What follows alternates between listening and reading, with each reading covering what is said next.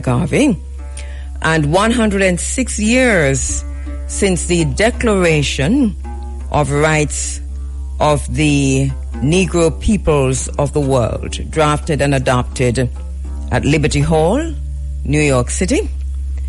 The convention, August 1, 1920 to August 31, 1920.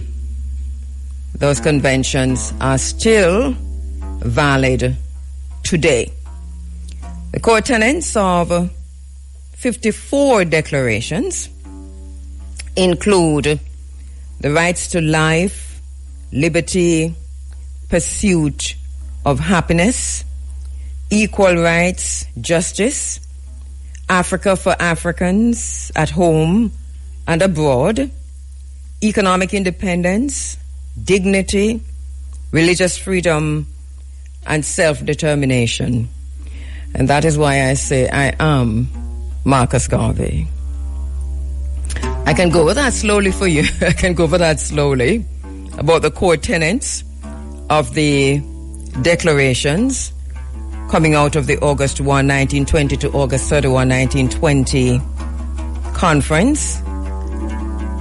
The Declaration of Rights of the Negro Peoples of the World. The core tenets of 54, the core tenets.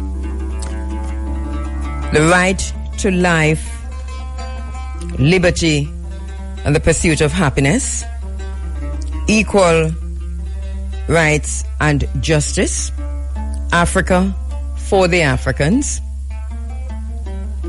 those at home and those abroad, economic independence, dignity, religious freedom, self-determination. The declarations in 1920 declared the League of Nations null and void. And we have been going through that over time, this whole League of Nations situation, and the United Nations, which took over, or which succeeded the League of Nations, and is now null and void. We have had many discussions about that. I'm not going to stop now to go back on the United Nations, but yes, the United Nations is now null and void. The rules-based order is not just ruptured. The rules-based order has been destroyed and is being destroyed even as we watch. Jamaica is heavily involved in the destruction and the rearrangement. And when we come out on the backside of this, a lot of us are going to be surprised about what Jamaica is, where we are, and going to be asking ourselves, how did we get here? Because we're not paying attention, because we're totally distracted, and the distraction is deliberate, but we do not have to be part of it. So, yes, it was null and void, the League of Nations, when you look at the declarations, 1920 declarations. It sought to deprive Africans of, that's a League of Nations, of their liberty. And what the declaration did was to preempt that declaration. And we're seeing a 2026 declaration coming out now. It's going to come on the backside of this. As a matter of fact, we see what they have a few names for a lot of these, because they're all coming together as one. So we're watching to see how they're all going to centralize this. They've got many, many names out there, right? We've been talking about them here in the space. Project 2025 is one of those. The Shield of Nations is another. The one in Gaza, what's it called again? The new one. And there's so many other, they've looked at the Monroe Doctrine, and they're reviving that, so a corollary to the Monroe Doctrine, which is the Monroe Doctrine 2.0. And just so many names. I'm going to go through some of them shortly, but so many names. Jamaica's U.S. Shipwright Agreement was signed in 1997. And I think there's so much now that is happening in the Caribbean waters and in Jamaica that is going to create for us issues even with the shipwrighter agreement. The Caribbean Basin Security Initiative did that to some extent. And now we have a Shield of the Americas. Now we have AC3 or AC3, the Americas coalition.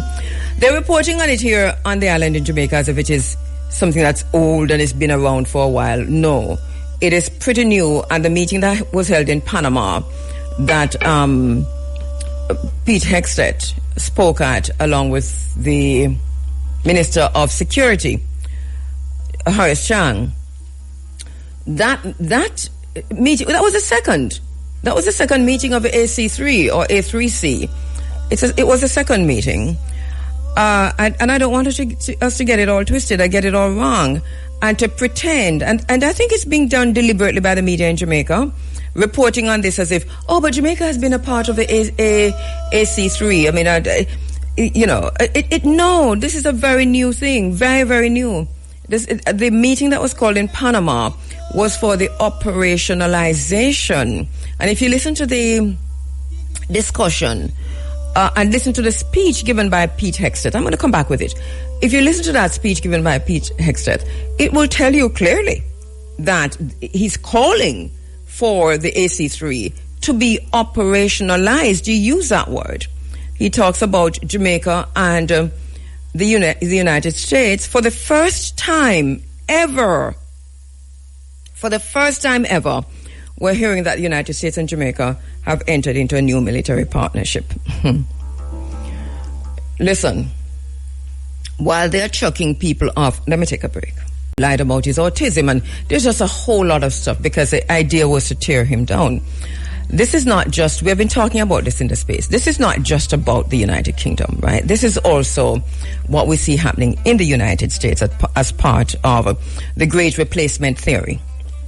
And we have been talking to you about the Great Replacement Theory in the last few months, because we do have coming out of Project 2025 and the implementation of Project 2025, whether it is through the Heritage Foundation in the United States or backed by the Heritage Foundation. By the way, the Heritage Foundation is the author, the creator of Project 2025, which is a racist policy that is being implemented now through the immigration policies that you see coming from Donald Trump, through the security policies that you see coming through the Republican Party or MAGA, through the relationship with Cuba, through the discussions around the Panama Canal, the maritime discussions in the Jamaican water, the reviving of the Manifest Destiny, etc. So these things are all connected. The Heritage Foundation in the United States, which authored the Project 2025, is a Margaret Thatcher based thinking foundation, right? A lot of the people are involved in that either worked with, or they're Thatcherites. And so you see that connection back with Britain. You cannot ignore the Great Britain element of what is happening worldwide. If you do that, you're making a big mistake. They're not acting out of tandem, The United States is replacing the British Empire.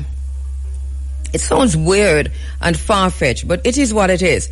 And Britain isn't even in the running. It is China that America is fighting against. But, we'll talk about that some more. But in terms of empire, this is basically what the United States is doing, is trying to keep its foot within the top tier, and to be the leader of empire. And Britain is there on the sidelines, but Britain and America are the same thing. Anyway, it's an interesting situation that has unfolded with Jason Arde, because here we have a young black man, Ghanaian parentage, in the United Kingdom, who made it to the very top of academia by being a professor at Cambridge. I don't know how much higher you can go with that. They were always going to tear him down.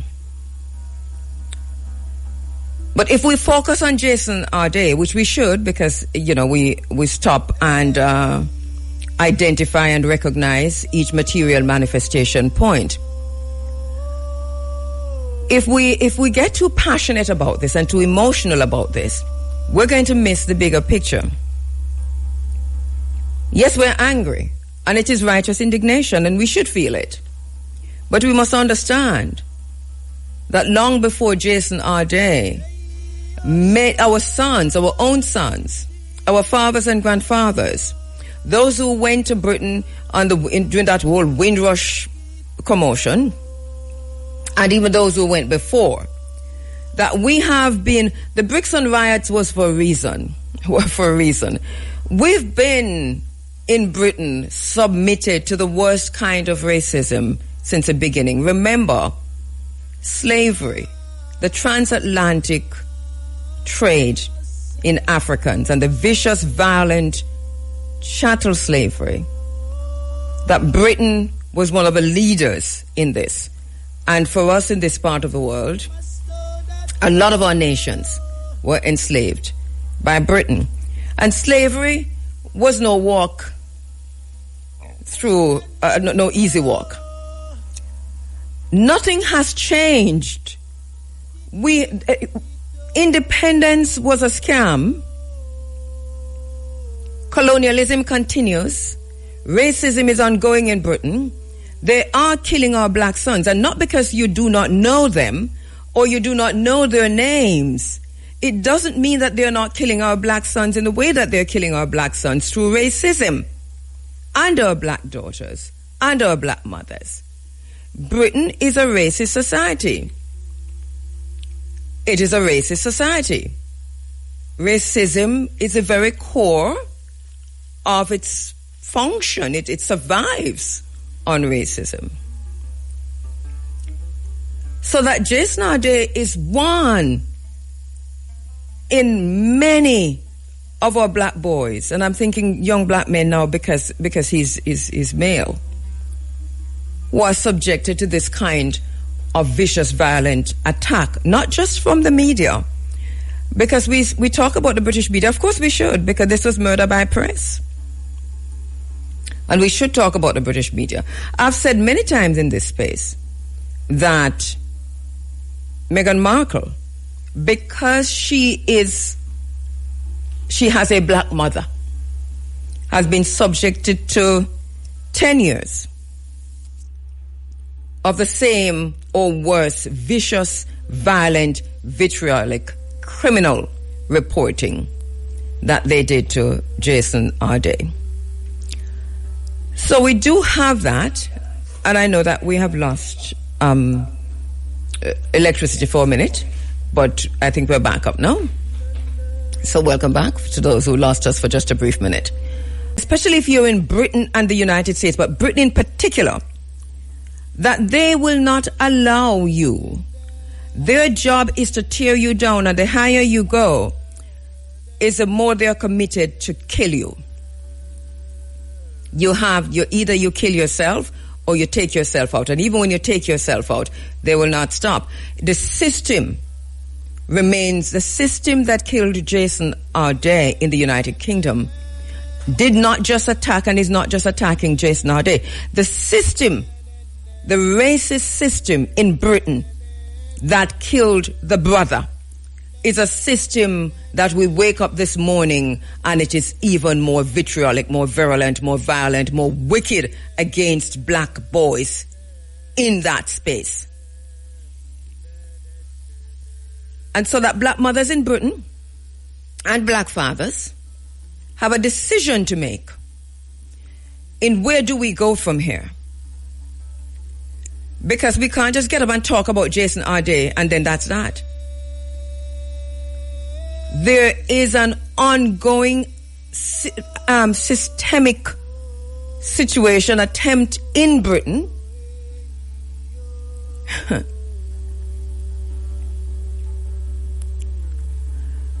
to destroy young black boys. The curriculum, the schooling, the environment, the socialization, the policing, the welfare system, all of it is set up against young black boys, black people in general. Britain is a racist society. And while we mourn Jason our day, we must be very, very aware of this, the extent to which black boys in Britain are now, as we speak at this minute, being oppressed by this very same system in very, very violent, vitriolic ways, vicious ways, racist ways. This is also the Britain that told us to get over slavery. This is a Britain that Jamaica is about to go bend the knee to in September to ask Charles III if slavery was wrong, and to get him to ask the Privy Council, his advisors, if slavery was wrong. I am not quite sure what the thinking is in Jamaica, but Jamaica is playing a dirty game. Jamaica is playing, it's a betrayal of the Jamaican people that the National Council on Reparations, which hijacked the reparations movement on the island and have become gatekeepers in how we think and what we do and what we demand regarding reparations. They have taken the entire reparation story from the people of Jamaica and the reparations movement.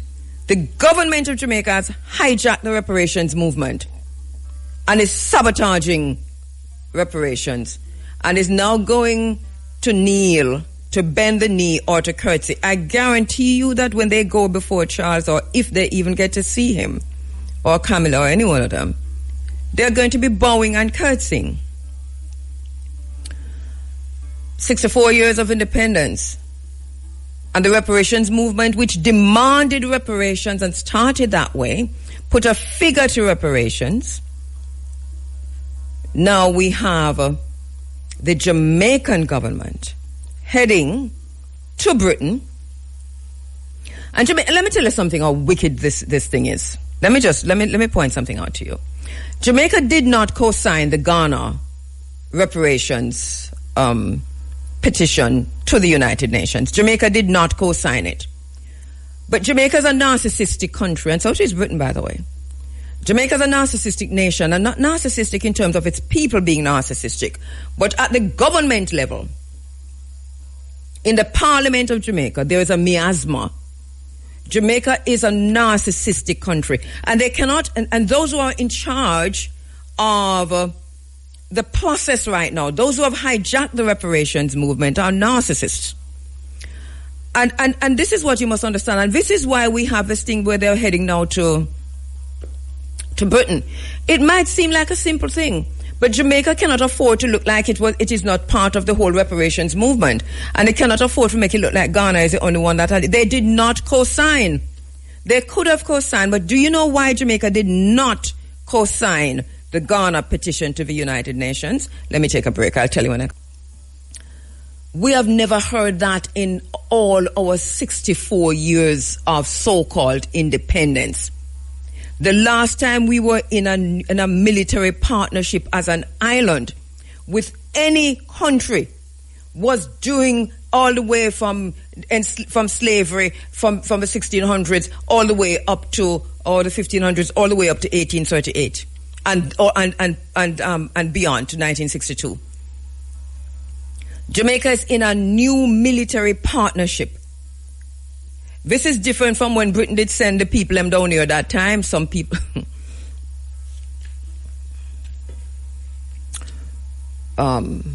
so much things to say. So much things to say. This is a security business, you know. The whole matter is around security. But let me get back. Jamaica did not co-sign the reparations petition that Ghana took to the British, to the United Nations. Because anywhere Jamaica votes and wherever Jamaica goes, Jamaica supports the United States, and Jamaica supports the enslavers, and Jamaica supports the oppressors. This is new to Jamaica, though, you know. It has not always been like this.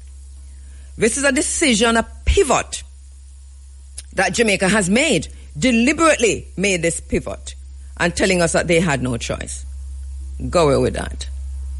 Go away with that. You always have a choice. So now you're going to go to, on using taxpayers' money, you're going to go to Britain to bend a knee to King Charles to ask him, don't you think it was wrong? We're past this a long time, you know. We're past this a long time. I mean, Chief Tetchy knew it was wrong. Sam Sharp knew it was wrong. Queen Danny knew it was wrong. Wanda Sears knew it was wrong. Paul Bogle knew that it was wrong. Letitia Gohiga knew that it was wrong. We've always known it was wrong. We don't need Britain to tell us it's wrong. We don't need Britain to answer that question there, you know. So here we are. This is the same Britain that is as racist as it can get, that is lauded and applauded in Jamaica. Because Jamaica, there's a plantocracy that is in charge on the island here in Jamaica. There's a plantocracy that is in charge. And the plantocracy came out of and remains part of the British racial system and also the British slavery system, the British colonial system. And that plantocracy is 100% in charge of Jamaica. So governments, prime ministers, ministers of national security, education ministers, all of those in the synagogue of Satan, which is the parliament of Jamaica on both sides of the house, are in the palm, if you will, and the pockets, to be clearer, of the plantocracy. Because the plantocracy pays for the election. The plantocracy pays for all elections. And the last election, well,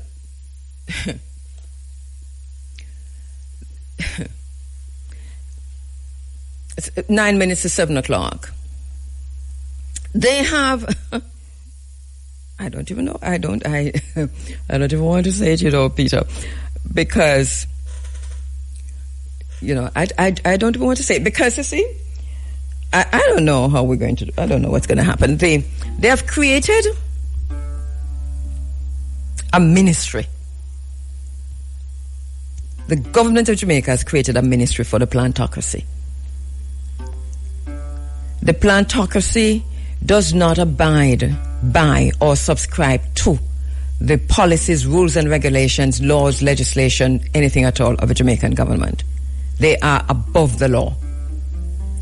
And the plantocracy has their own ministry in the Jamaican government today. It is called the Ministry of Economic Growth and Job Creation. It's a ministry that was deliberately created for the plantocracy in Jamaica.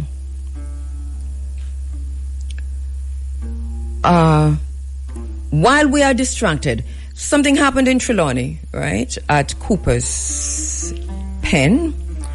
And when you talk about human rights abuses, you are right. Cooper's Pen and the people of Cooper's Pen deserve justice. Now, immediately. But Cooper's Pen to me is similar to Jason Ardey, which is, it's a symptom of the bigger oppression, enslavement, ongoing enslavement, colonialism that exists, and the oppression of black people and the masses of the people wherever we are. In Jamaica, Cooper's Pen represents that and reminds us that we the people, the masses of the people, who remain landless, who remain without agency, who remain minions, who remain the enslaved for the plantocracy and to the plantocracy. It reminds us that this is still the reality, the isness of things on the island. It is what it is, because Cooper's Pen is not an isolated event. It is not unique. And I know that the people from Cooper's Pen are listening to me this morning, and I know for those who can, and your relatives across Jamaica, and I'm saying to you, whole strain, stand up for your rights. Remember your dignity. But I'm saying to the wider Jamaicans, and I'm saying to Cooper's Pen also, that I feel with you. I feel with you. I'm saying to the men of Cooper's Pen who were stripped down to their underpants and imprisoned by the plantocracy, because the government said that they don't know anything about it. The plantocracy has the power to imprison. The plantocracy has the power to subject members of parliament. Members of parliament are just like a boy and like a girl to the plantocracy in Jamaica. You better know that. They have the power to call up helicopters. The plantocracy has the power to determine what time of day we're going to bulldoze an entire settlement.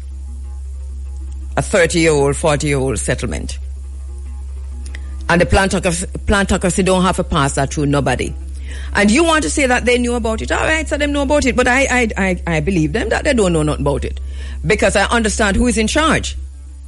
They are not in charge. They have never been in charge. They will never be in charge, because they have sold not just Jamaica, but you, the people, have been sold to the plantocracy, which is the remnants and the continuation, the descendants of the enslavers on the island here in Jamaica. And that is why we know the promise of emancipation has not been fully recognized and realized, and that is why we know that independence is a sham. What independence? Whose independence? There's no independence without land. Landlessness tells us that there is no independence. So in going back to the plantocracy, the point I'm making is that what happened in Cooper's Pen is not unique to Cooper's Pen. This has been happening. It's another material manifestation point. This happens in Jamaica from time to time to time, over time. It's always landlessness. And there is another issue that is connected to how the plantocracy rules and controls Jamaica and controls the government of Jamaica, which is the government of Jamaica, a little boy in a short pants for the plantocracy. We must know who rules Jamaica, who is in charge. And it is not the government. The government has no power. They have the title without the authority. So they've been given the responsibility, but they do not have the authority to make any decisions on anything. And this is where we are. So the question that we must ask is, where do we go from here? KSR community. We're going to have to put ourselves in charge of ourselves, or we are going to find that we are slaves. And remember, Pete Hegseth just declared that Jamaica has entered into a new military partnership with the United States. Pete Hegseth is making a global speech. Jamaica is a penultimate paragraph in that speech. And there are other countries there. And there's a reason. The Third Country Nationals is connected back to that. The Shield of the Americas is connected to that. The conference in Washington, D.C. that Kamina Johnson-Smith went to is connected. The conference in Peru that the Minister of Security went to is connected. The organization that has been given the right to audit the ports in Jamaica, all the ports in Jamaica, connected back to that. And now, the head of NARA, Anthony Anderson, today's what date? The 16th, he should be back by now, was just in Peru for another, 7 days or something like that? No, this is interesting because the Minister of National Security has just come back from Peru for the big defense conference. We don't know what they signed there. I have been telling you that we're going to see it play out. So he's come and the minister's gone to Panama. Panama is important because you talk about maritime trade. You're talking about the Cold War III, and everything is connected. That's connected back to what's happening in the Strait of Hormuz, the Panama Canal, the Caribbean waters. I'm going to come back to that later on this morning. I have to go through this later on this morning. I'm going to take a break and come back because I go to my first very special guest. I know I kind of rambled a bit and I got off track a bit because we're talking about so many things at the same time. But we are distracted. We're distracted by tribalism, political tribalism. Everything has a JLP and a PNP answer. Jamaican people, we have to stop it. Because our response cannot be political tribal anymore. Our response has to be our own survival. Because it don't matter how we support a PNP or a JLP-led government, at some point, somewhere we are going to get bulldozed off at 3 o'clock in the morning, and it is going to be done by the plantocracy who controls the government, and His Majesty's loyal opposition and His Majesty's government in Jamaica controlled by the plantocracy in Jamaica in a very serious way. All right, I'm going to go to my very first guest. We got a lot to do this morning. I didn't even take you through some of what I wanted to take you through the early morning. But hey, hopefully I'll come back to that. You're inside of the Africa Forum, of course. And my first guest this morning is Dr. Audra Dipti. She is an author, historian, and educator. Her research has focused on several themes related to the Caribbean and Africa. She is committed to exploring the ways in which historical methodologies can be used to advance social justice. We're very happy to have her in the studio with us. I'll tell you a little bit more about her. Dr. Dipti has been awarded research and writing fellowships at the Rockefeller Foundation's Bellagio Center in Italy and Yale University's Gilder Lehman Center for the Study of Slavery. She has also held the post of invited professor at the University of Sorbonne and visiting public humanities fellow at the Jackman Humanities Institute at the University of Toronto. She has published books and a variety of themes related to her research interest, and this is going to be very, very interesting when you hear what she has to talk about with us this morning. Her work has been supported by the Social Science and Humanities Research Council of Canada. Dr. Dipti has been interviewed on the BBC podcast History Extra. She has also authored the TEDx animated lesson, The Records the British Didn't Want You to See. I've looked at that, and it's really, her research is critical and important for us here on the island.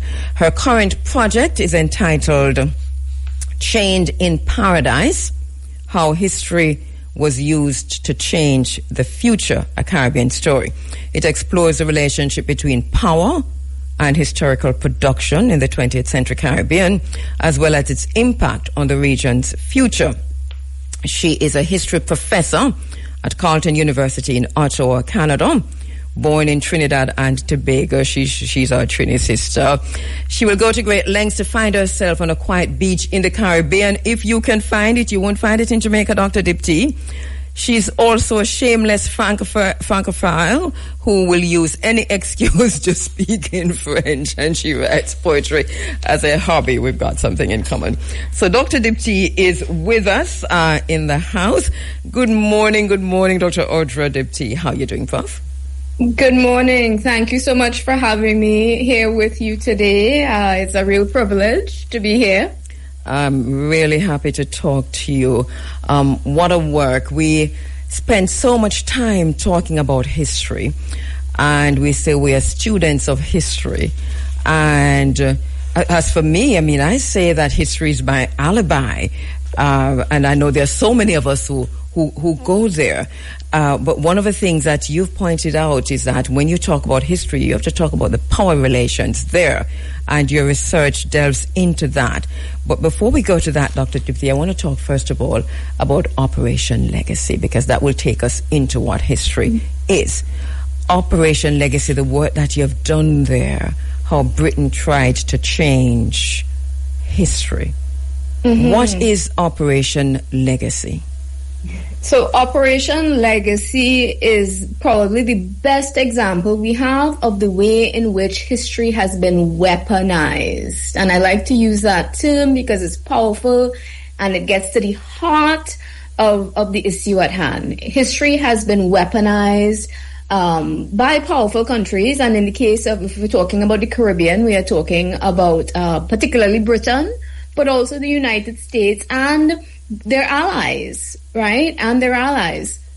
So we know that Operation Legacy was a policy that was put in place between the 1950s and the 1970s. Okay? Mm-hmm. Now, I want to be clear. This is when they gave the policy a name. This does not mean the policy did not exist before in practice. Before that, they were destroying documents anyway. In the 1950s is when they said, let's come up with a policy and we're going to circulate it to all our colonies. This is a policy coming out of Britain, top secret policy coming out of Britain. And they circulated documents across the quote-unquote British Empire to all their top-notch British officials, giving them specific instructions about the destruction of colonial documents just before each colony was to get its independence, including Jamaica, of course, but this was widespread. You've been very clear. But I know a lot of our listeners are hearing this for the very first time. And so I want you to back up a bit. You're saying at the moment, just around the time when Caribbean countries and some African countries were about to get independence, we're talking about independence in the 60s for many, right? Yes. That Britain made a decision regarding historical documents that Britain had, colonial documents and documents regarding slavery. Not just slavery. It was actually what they had been doing even throughout the 20th century, right? So I want to say it's more than, because when we think of, as Caribbean people, when we think about the atrocities of slavery and that kind of thing, we tend to forget that these, and you were hinting at it a little bit earlier in your earlier conversation with the audience, your earlier discussion with the audience. We tend to forget that these injustices continued after. So Operation Legacy is going to tell us, I believe, much more about the injustices that continued post-slavery. Because there's a leap between 1838 and now. And a leap between 1838 and 1962 if we're talking about Jamaica and Trinidad. Right? So what happened what were they doing? Because they certainly didn't liberate the enslaved and then send them off to live happy lives, right? The aim was to keep, even though they had liberated the enslaved, the aim was clearly to ensure that that they maintained power, that they diminished the opportunities for the enslaved and that kind of thing. We took some stuff from your own writing and have that and from your own research and others that you have cited, and we have some of those up on the screen for those who are watching online. But so tell us about what they did exactly, Dr. Dipti. So I want to take us back to Kenya, to be honest with you. Yes. I want to take us back to Kenya because we only found out about Operation Legacy in around 2010, 2011. Yes. So even though this policy existed between 1950s and 1970s, we found out about it in 2010, 2011 because of a court case that was taken to Britain by some elderly Kenyans. And these Kenyans had claimed that when they went to Britain, they claimed that they had suffered extreme human rights abuses by the British colonial government. Now, they were facing a particular problem, which was that they had no proof. We had no documents to confirm that this was a policy. But they were saying, and remember, these are elderly people in their 70s, probably 80s, and they're saying, but I have scars on my body, and I certainly have my memories. And when I talk about the extent of the abuses that they were claiming, they were talking about castration, being left in chains for years, etc., etc. And so there was no proof. The history of Kenya had been written more or less, and I want to be clear, there were historians who had been challenging this, but more or less had been written without any discussion of these atrocities. The colonial history of Kenya had not been written with any acknowledgement of these atrocities. So you have people challenging these elderly black people, and they easily dismissed when you're dealing with a history of a continent that has been, generally speaking, written by white scholars from outside the region. And so you have this conflict, right? Look, to make a long story short, they went to court. There was a historian called David Anderson who said, listen, I'm a historian of Kenya, and I can't say that I've seen documents about this, but I did see a letter. I did see one note saying they had secretly removed documents out of Kenya and taken it and moved it and put it in a hidden archive. So I know there are documents somewhere. After that, the presiding judge for the court case said, you guys, the British colonial the British government has to release these documents, the Foreign and Commonwealth Office, and that it was only after a judge instructed them to do so did they admit that they had, I think it was around 1,500 documents for Kenya. Before that, they were saying, no, all the documents are in the archive. We don't know what you're talking about. Once the judge said so, 1,500 documents. And at that point, they realized that that they had to just come clean. A few days later, they admitted, well, we have 8,800 documents for the entire British Empire, for about 37 colonies. Yes. And then, I think about a year later after that, they got somebody to do an independent audit, a historian, I believe it was a historian, to do an independent audit of all the documents. And he actually said, no, actually, they have 20,000 documents for the entire British Empire. And so then after that, the process of getting it available in the archives for historians and even anybody technically could have access to this now. But of course, these documents are in the United Kingdom, right? They're in the National Archives of London. So Caribbean people, it's difficult for us to get access to this. So I just want to end, this is important, I want to end with outlining what happened to these Kenyans. Yes. They ended up having the government conceded, and they got some reparations for these injustices.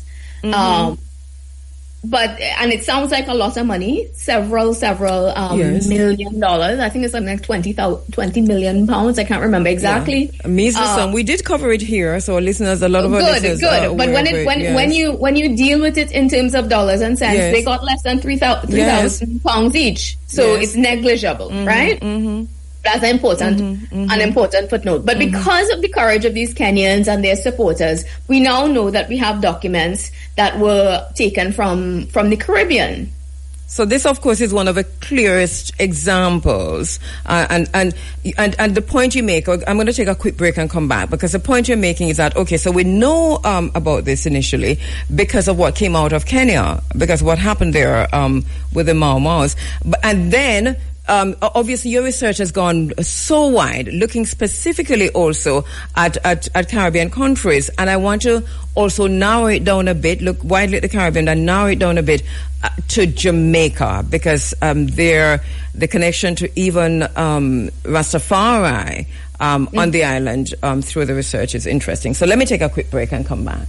My very special guest online, Dr. Audra Diptee, author, historian, educator, and researcher. Her research focusing on several themes related to the Caribbean and Africa. And this morning, we're looking at the at which paper? I think it was The Guardian who talked about the bonfire of papers at the end of empire as Britain withdrew from its colonies.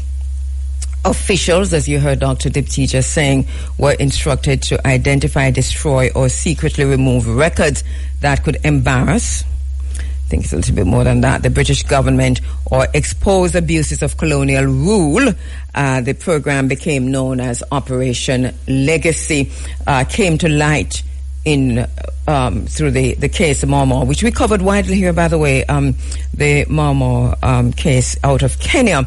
Dr. Diptee, so explain to us, so where did that lead? Obviously, we saw the reparations for Kenya, but let us go now into what exactly was done, and specifically in the Caribbean. Can we spend some time looking at that, and then to narrow it down to Jamaica in particular? Yeah, no, certainly. So let me be clear. So I want to give you a sense of the number of documents. Yes. So in the case of Jamaica, we have approximately, I believe, over 300 documents. Jamaica has the most surviving documents. In general, I think for the Caribbean, it's just shy of 1,000 for the entire British Caribbean. Arguably, the most interesting documents have been destroyed. Right? We don't know. I'm going through these very slowly right now. Yes.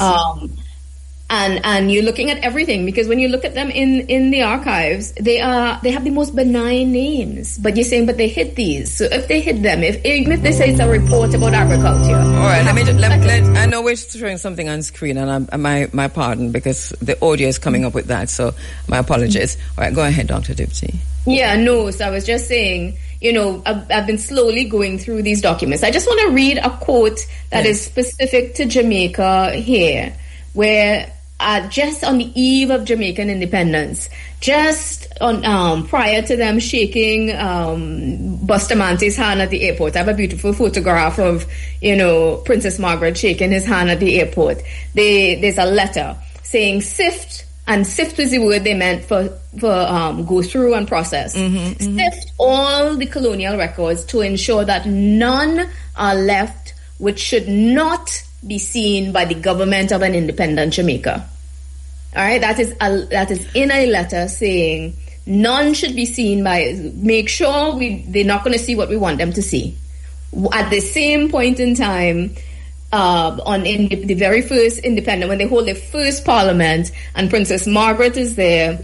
There's I think it's the New Cleaner perhaps, that there's a beautiful picture of them, Jamaica celebrating, and I think the headline is something to the effect of Britain and Jamaica will remain friends as they go forward. Now, while they're saying that, this is what's going on clandestinely behind the scene, right? Destroy the documents. Destroy the documents. Hide or destroy, right? So, which raises the important question of what is the intention behind Operation Legacy? Like, we could think about, I'm going through the documents, I'm trying to make sense from what they have left, the crumbs that they have left for us to review. But the question is, why would they do this? What is this about? And, again, and this is in line with your own sort of outlook on this interpretation of the Caribbean past. But the point of this is because they were willing to give Jamaica independence, but they weren't willing to give Jamaica sovereignty. Meaning, this distinction between, we'll give you the flag, we'll give you the national anthem, we'll give you the right to have a parliament, but we are not giving up our power here. Mm-hmm. And in order for us to maintain our power and for you to think you have as much power as we want you to think, we have to destroy certain documents. We need to make sure that you continue, because there's been a long campaign through the Jamaican the Caribbean, the education system, the colonial education system, to convince the colonized that they were there for the benefit of the colonized. They were there to bring, civilization and Christianity and all these things. So it was they were the heroes in the story. And we see this conversation still happening in the public spaces in Britain in particular, but Jamaica, you would not believe that we are still having these conversations in Jamaica. This is among people who are against reparations. So what have we found that stand out to you in helping us to understand the crumbs that they've left behind? And then I know as a historian you're probably not going to go far down that road, but what in heaven's name did they destroy? Or did they hide? Well, in terms of destruction, we will never know, right? What the issue of destruction tells us is the proof in the pudding. They understand history to be a weapon. And so when, people say in general, why are we what is the value of history? Why are we studying history? History is just about what happened yesterday. Let it go, move on. All of that is very, very naive, right? Because the people with power have been using history to get us. If you think about it, history influences how we understand the present and can imagine the future. So if they get us to believe a particular narrative and they control that, then we are going to start saying, well, we can't do this and we can't do that and we are incapable of. And these people are more developed and more advanced than us, etc. And immediately that power relationship stays. It's way cheaper to get to keep the Caribbean imagination and mind colonized than it is to send military down here to keep us in line. Mm-hmm. You know what I mean? Mm-hmm. Mm-hmm. And this is basically, we see this playing out now. History, you say, is contested in the present. Exactly. This is phenomenal, because when you think of a struggle that we still have, looking at the curriculum, for example, throughout school, that history is even still not even mandatory in Jamaica in the high schools. You can still choose, and in the primary schools, when you look at the curriculum, there's still a struggle as to what you teach. So that a lot of people are doing the research, looking at some of these documents that you're talking about, but their books are not available. They're writing, their research not available in the schools. It is still history through the eyes of Britain. Talk to us, Dr. Dipti, a little bit about what you say sift. So you found that there's that document that says sift through that and destroy and hide and so on. What else is of significance to us as African people, Caribbean people, was hidden? And I know that I keep going here with you to say the purpose of destroying. Could that also involve other documents that we talk about slavery, we talk about colonialism, but when you talk about the indigenous people on the island, because there's also a situation there where we don't seem to know much about the indigenous people. We're going back to archaeology, which is underfunded and guessing here and there. But could they have destroyed that too? And what does that destruction mean for our understanding of who we are ourselves and how we came to be? Right. So I want to say in the Caribbean, we are quite blessed to have some anti-colonial pioneering scholars, right? We are quite blessed in that regard, who have, hold on, I just seen like this my battery here on this thing. There we go. Sorry, okay. I was just afraid I would disappear on you. Okay, good. We're good to have you. So we have some. We are quite blessed to have some anti-colonial minded, not anti-colonial. We have to have some Caribbeanist scholars who have been advocating and challenging the narratives of the traditional narratives, colonialist narratives. So, and they come out of UE, and we know their names. We both historically and now. So I want to give credit where credit is due. The problem, though, is the challenge that historians face is trying to get that into the mainstream. You know what I mean? So the history is a struggling discipline, and so the historians themselves know the story in the Caribbean in particular. But getting that out to the mainstream and getting it into getting politicians to be mindful, getting it into policy. One of the things that I'm very, very, I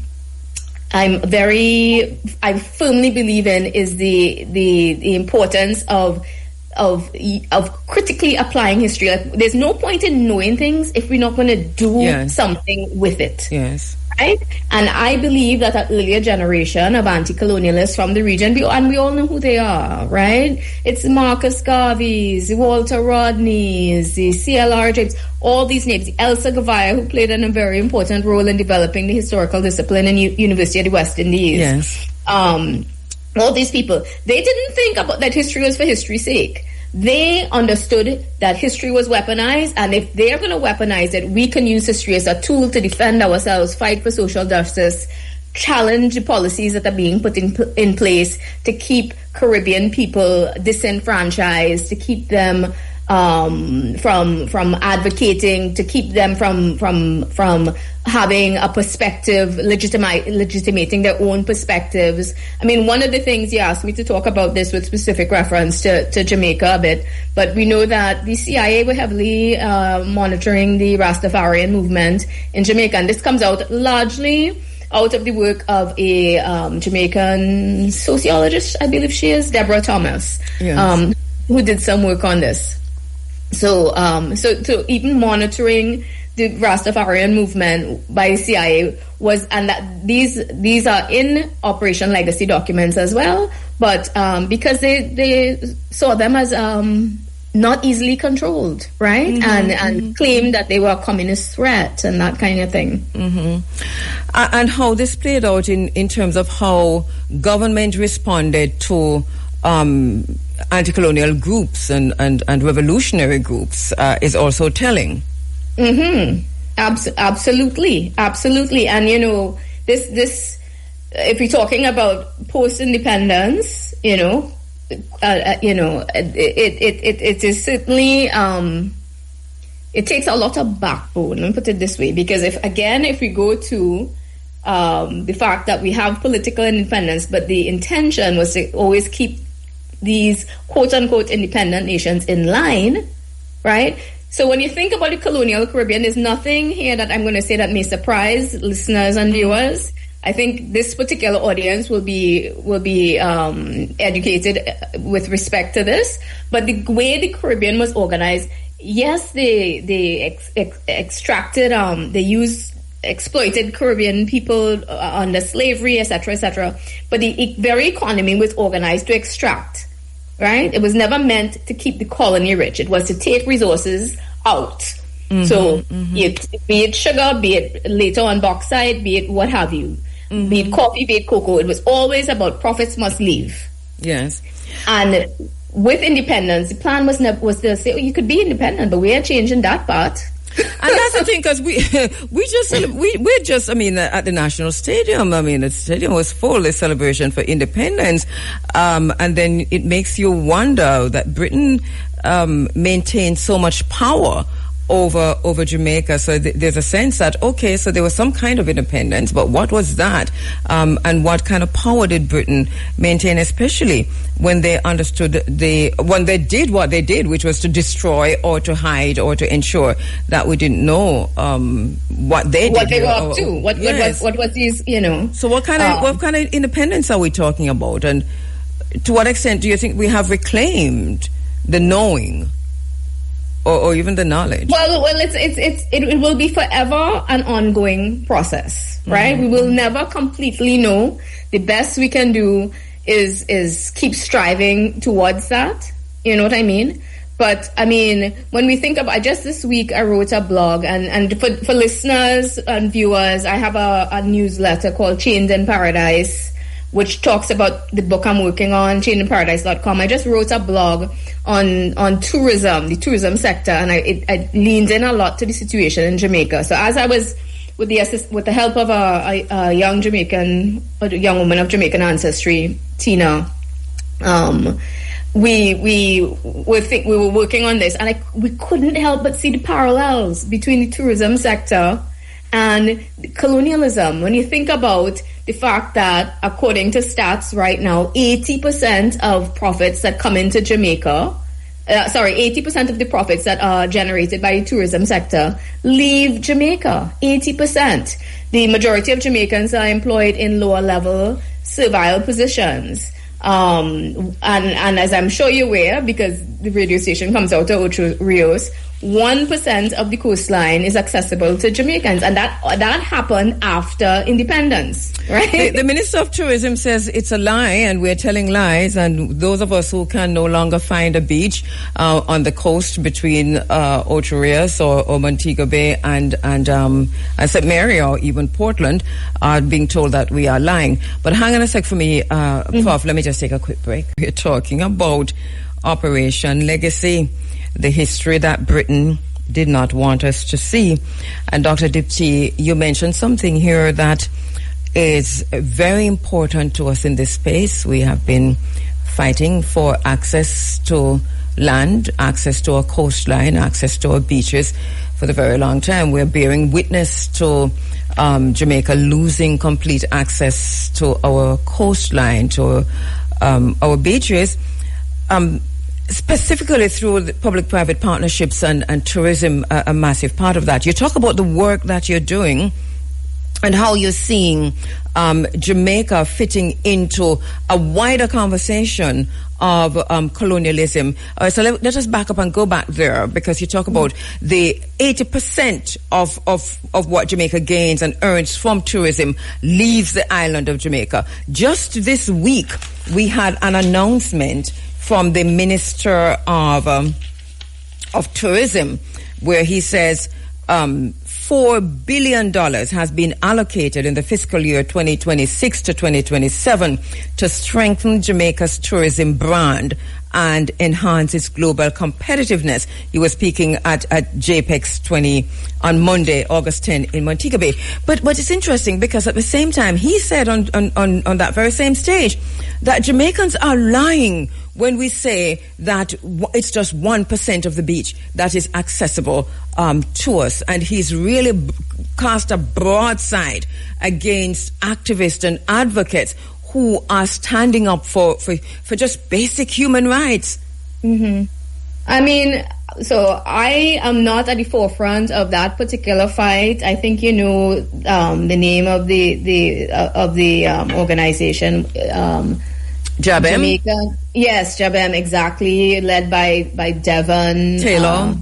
Exactly. Thank you very much. Right? So, I mean, these are the people that know and have been doing the research and advocating. For me as a historian who's very concerned about legacies and that what happens when you try to build on a problematic foundation, right? When you just try, we have to be careful. And on what history demonstrates to us is that it is possible to make us believe that we have change, but it's just dressed up differently. And if the power structures themselves, and if the people that are controlling the storytelling have the capacity to do so without much resistance, then we are not going to get effective change. And this is what the anti-colonialists were advocating for a very long time, you know, from during the 40s, 50s, and prior even, you know. What are we supposed? What should we understand about history with this knowledge that we have regarding Operation Legacy, the destruction or the hiding of our history by Britain? What is it that we, as a people, are we to understand about how we view history, what history really is? So thank you so much for asking that question. That's a very question that's near and dear to my heart. So the history is everywhere, and I want to say it's embedded in everything. It's embedded in the beauty of Jamaican reggae culture, of reggae music, but it's also in policies, specific policies, and these policies are grounded in particular kinds of assumptions, historical assumptions. And I'll give you an example that I used just the other day that leans into the work of a Jamaican criminologist who came out in 1970s, Ken Price, Pryce. And he said in the 1970s, this is to tell you how long Caribbean people have been advocating for this. He was saying, we need to have a theory around crime in the Caribbean that comes from an understanding of our past. Right? It is dangerous. It is foolish for us to be going to the West, going to the US, going to European countries and saying, come and help us fix crime now. Come. You guys come here and tell us what is. And he pointed out that when these people come, when these outsiders come to the region, they don't pay attention to the past. And what they start to do is they start to talk about crime in terms of strictly deviance, right? This person is a bad person. How do we control these deviants? And what Ken Price was saying is that no, this is a society that based on a particular legacy, based on slavery, colonialism, the plantation system, that we have not broken free of. And we have to recognize that there are policies in place that lead people to frustrated circumstances, that reduce the opportunities, that increase crime. And if we start with that foundation, we will be better able to find solutions to crime instead of just saying, why these young boys so? Why these young women so? You know, because then the problem is us. Yes. Right? Yes. The problem is us. And so what Ken Price was saying, for example, if we thinking about policy, is zoom out and understand what's going on. Understand that Jamaica is part of a global system and that there are big players here that are creating situations. I'll give you another example that comes out of British Guyana, for example. And I'm certain it happened in Jamaica as well. But when in the 1950s in Jamaica, in British Guyana, at the time, so it wasn't Guyana, but British Guyana, there were attempts to start unions so that people could get paid fair wages. Needless to say, these international corporations come to the Caribbean underpaying locals during the 20th century, underpaying them, and so they say, well, let's organize unions. You know what the British did in conjunction with the by colonial interpretations of what they think Caribbean people think or are saying, right? But when we have folklorists and we have to lean into non-traditional sources to get access to that point of view that reflects, and we have to go back in time. We have to go back to the 50s, the 40s, and look and read and think and access those voices. We cannot rely on these colonial documents, right? So we have to push the boundaries of what historians traditionally do to access these Caribbean voices. So there is a destruction, there's hiding. How do we know to what extent there was changing and for example, there is a conversation on the island as to the extent to which Jamaicans, whether African Jamaicans, regardless of what we call ourselves, participated in Britain's war against us. and so that to what extent did they change, if at all, any of these documents to reflect badly back on us, to say that we sold each other, we fought against each other, we returned enslaved Africans, and this is also the narrative within the Jamaica regarding the Maroon communities. To what extent did they alter documents, do you think? I can't. So I personally have not encountered Maroon documents in the Operation Legacy files, but I can tell you that there was a reference to them talking about. So they were considering it, or they actually did it. That I can't say. Putting in documents in the files to throw us off their trail, right? So there was a mention of that. What, not specifically to the Maroon communities, that was just a general sort of statement. So it's not above and beyond them, right? But one of the things I'll say about slavery is that it is very, very, the beauty of slavery is that it, for me as a historian. The beauty. And I know you're going to fix that.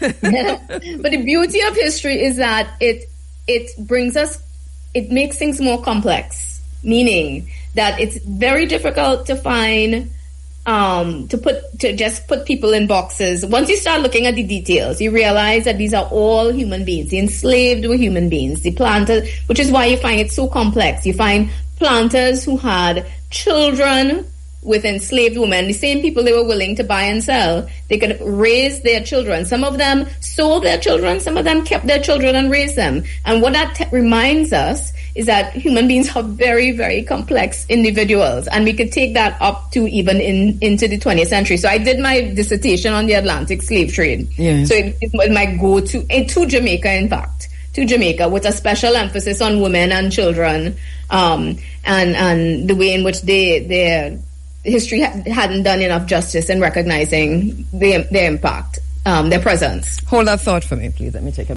When we stop to reflect, I think from here, I don't want to leave our listeners confused, Dr. Dipti, as to so what do we know and where do we go from here? What are some of the takeaways from what we know, what you've seen, your own research, and where you're going now? But talk to our listeners in terms of how to view all of what you've said today. So the things that I want that I'm exploring in the book. The book itself is called Change in Paradise: How History Was Used to Change the Future.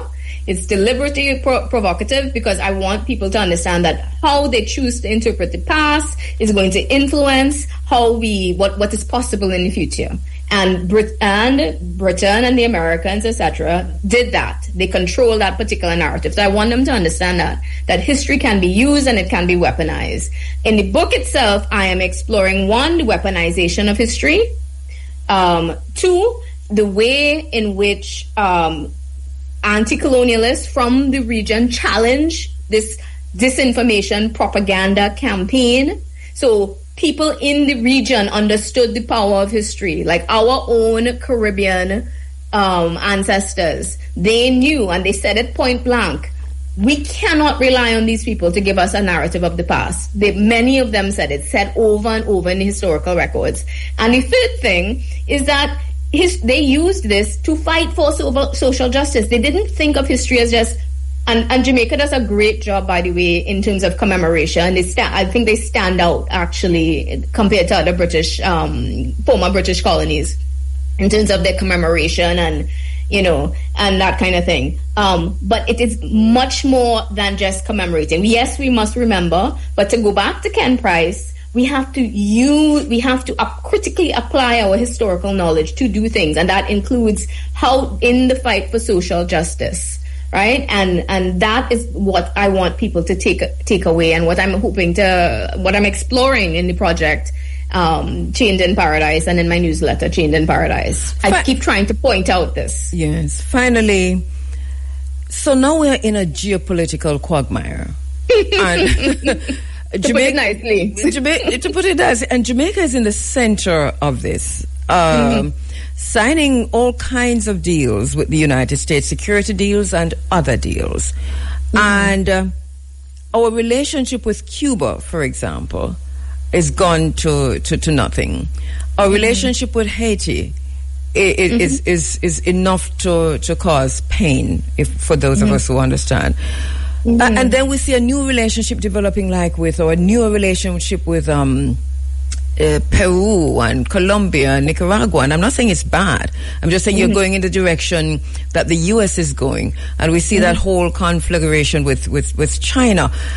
How does this Cold War, our knowledge of history, how should this be impacting this whole Cold War that is leading to this, to where we are now, Cold War III, and the geopolitics within the Caribbean? And are we repeating mistakes? I mean, what can history teach us? I know a whole lot of questions I'm throwing at you in the last 10 minutes. No, but what it calls for, and, there's a reason I'm not in politics, because what it calls for is incredible gumption and strategy, and quite frankly, courage. Because when you are there, and we know when you are there as arguably a small island, at least that's how they perceived the islands in the region, right? Yes. And it is dangerous to give in, right?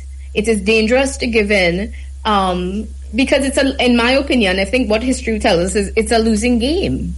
It is a losing game when you just give in to what amounts to bullying, what amounts to political bullying. You're from Trinidad, Dr. Dipti. I'm here in Jamaica. We're here in Jamaica. I mean, Trinidad is in the very same boat. And I mean, way ahead of Jamaica in terms of even the shield of the Americas. Jamaica is literally scratching at the door to get in there.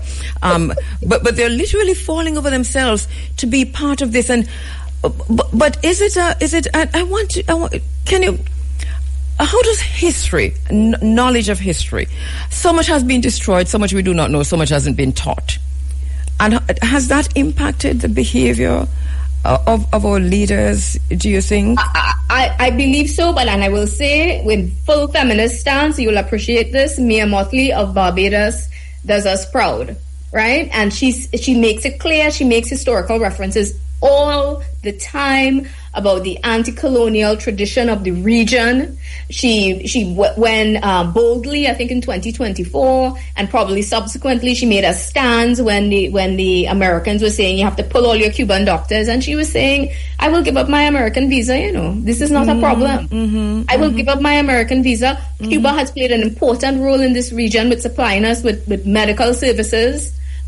So what are we doing? She said that, and look at Barbados in relation to Jamaica and Trinidad. It takes that kind of courage, and I'm proud to say it's a Caribbean woman doing it. Yes.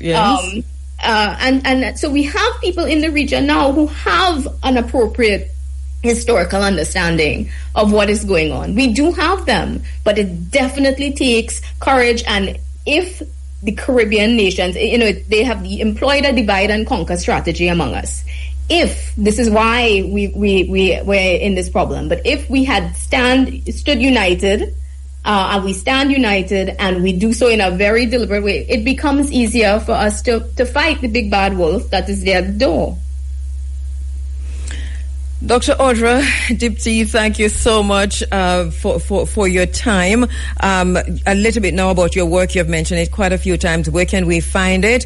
And books are books available? And also a little bit about the latest work that you're doing, because you're looking, I think, at Chained in Paradise, which you've mentioned a bit, how history was used to change the future, a Caribbean story.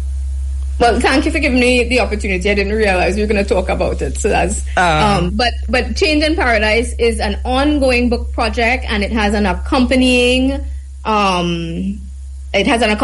newsletter. So I send out little tidbits of things I've found, so to get people interested and make them aware of things. And it deals with exactly what we've been talking about here, even Operation Legacy, and subsequently, I give particular attention to the way in which the anti-colonialists from the region were fighting the historical propaganda campaign. There's also, just in case people are interested and they want to have something for children, there's a graphic that I worked on with another historian, Trevor Getz, It has 3 comics, but it's graphic histories, so it's like comic book style. One of them is Operation Legacy, one of them is on Equiano, and the other one was by an Ethiopian author, and it is called When Society Meets Avarice, Hunger is Born. And it talks about colonialism using metaphors. Okay. So, and that's great for children. And where can we find them? You can find the newsletters at chainedinparadise.com. It will give updates about the book, and Amazon has the book Operation Legacy. Anybody wants to email me, they can find me at chainedinparadise.com. I'm happy to give details. And we hope to see you in Jamaica very soon. Thank you so much, Dr. Dipti, Audra Dipti. We really appreciate your time and appreciate you coming on and sharing your research with us. Thank you so much for the work. Thank you so much for having me, and keep fighting the good fight. You too, Dr. Audra Dipti. Wow, since I heard about Dr. Dipti and I've been going through her work, one of the things that has been in my, just the forefront of my brain is the extent to which we have forgotten. And she talks about the anti-colonial scholars and the anti-colonial activists who have done so much work, books that are available. She talks about Elsa Gavai. Professor Vereen Shepherd is in the vein of Elsa Gavai. She's in the vein also of, she talks about Walter Rodney. Remember, these are texts that are out there that we can tap into. She talked about Mwalimu Marcus Messiah Garvey, and as we said that, let me just show you some of the books that we have with us today. They're all books on Marcus Garvey, right? So we have Marcus Garvey said, "Up you mighty race, you can accomplish what you will." And this is compiled and edited by Ken Jones with a foreword by Professor John Henry Clark. Professor Clark is my mentor. Sat at his feet in the early days. So this is one. Then we also have Marcus Garvey, Life and Lessons, Robert Hill, editor, Barbara Baer, associate editor, a centennial companion to the Marcus Garvey and Universal Negro Improvement Association papers. Here we go, Marcus Garvey, Life and Lessons. Here's another one. Yeah, that one I well read, you can see. Well, they're both well read because this is what I used to read when I did the morning program back in the day. You know how long that, Peter? I used to do the morning program. Yeah. Yeah, not a wake-up call. It used to be called Cool Runnings. It's called Easy Skanking now. So we used to read from this. So here you go. And I can just go self-reliance. Man is a supreme lord of creation. In man lies a power of mastery, a mastery of self, a mastery of all things created, bowing only to the Almighty Architect. And he goes on to say, this is the words of Mwalimu, lagging behind in the van of civilization will not prove our higher abilities. Being subservient to the will and caprice of progressive races will not prove anything superior in us. Being satisfied to drink of the dregs of a cup of human progress will not demonstrate our fitness as a people. But when we strike out to build industries, governments, and empires, then and only then will we as a race prove to our Creator and to man in general that we are capable of shaping our own destiny.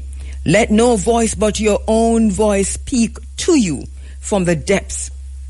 Let no influences but your own rouse you in time of peace and in time of war. Hear all, but attend only to that which concerns you. Your allegiances shall be to your God, then to your family, race, and country. The Jew, in his political and economic urge, is always first a Jew.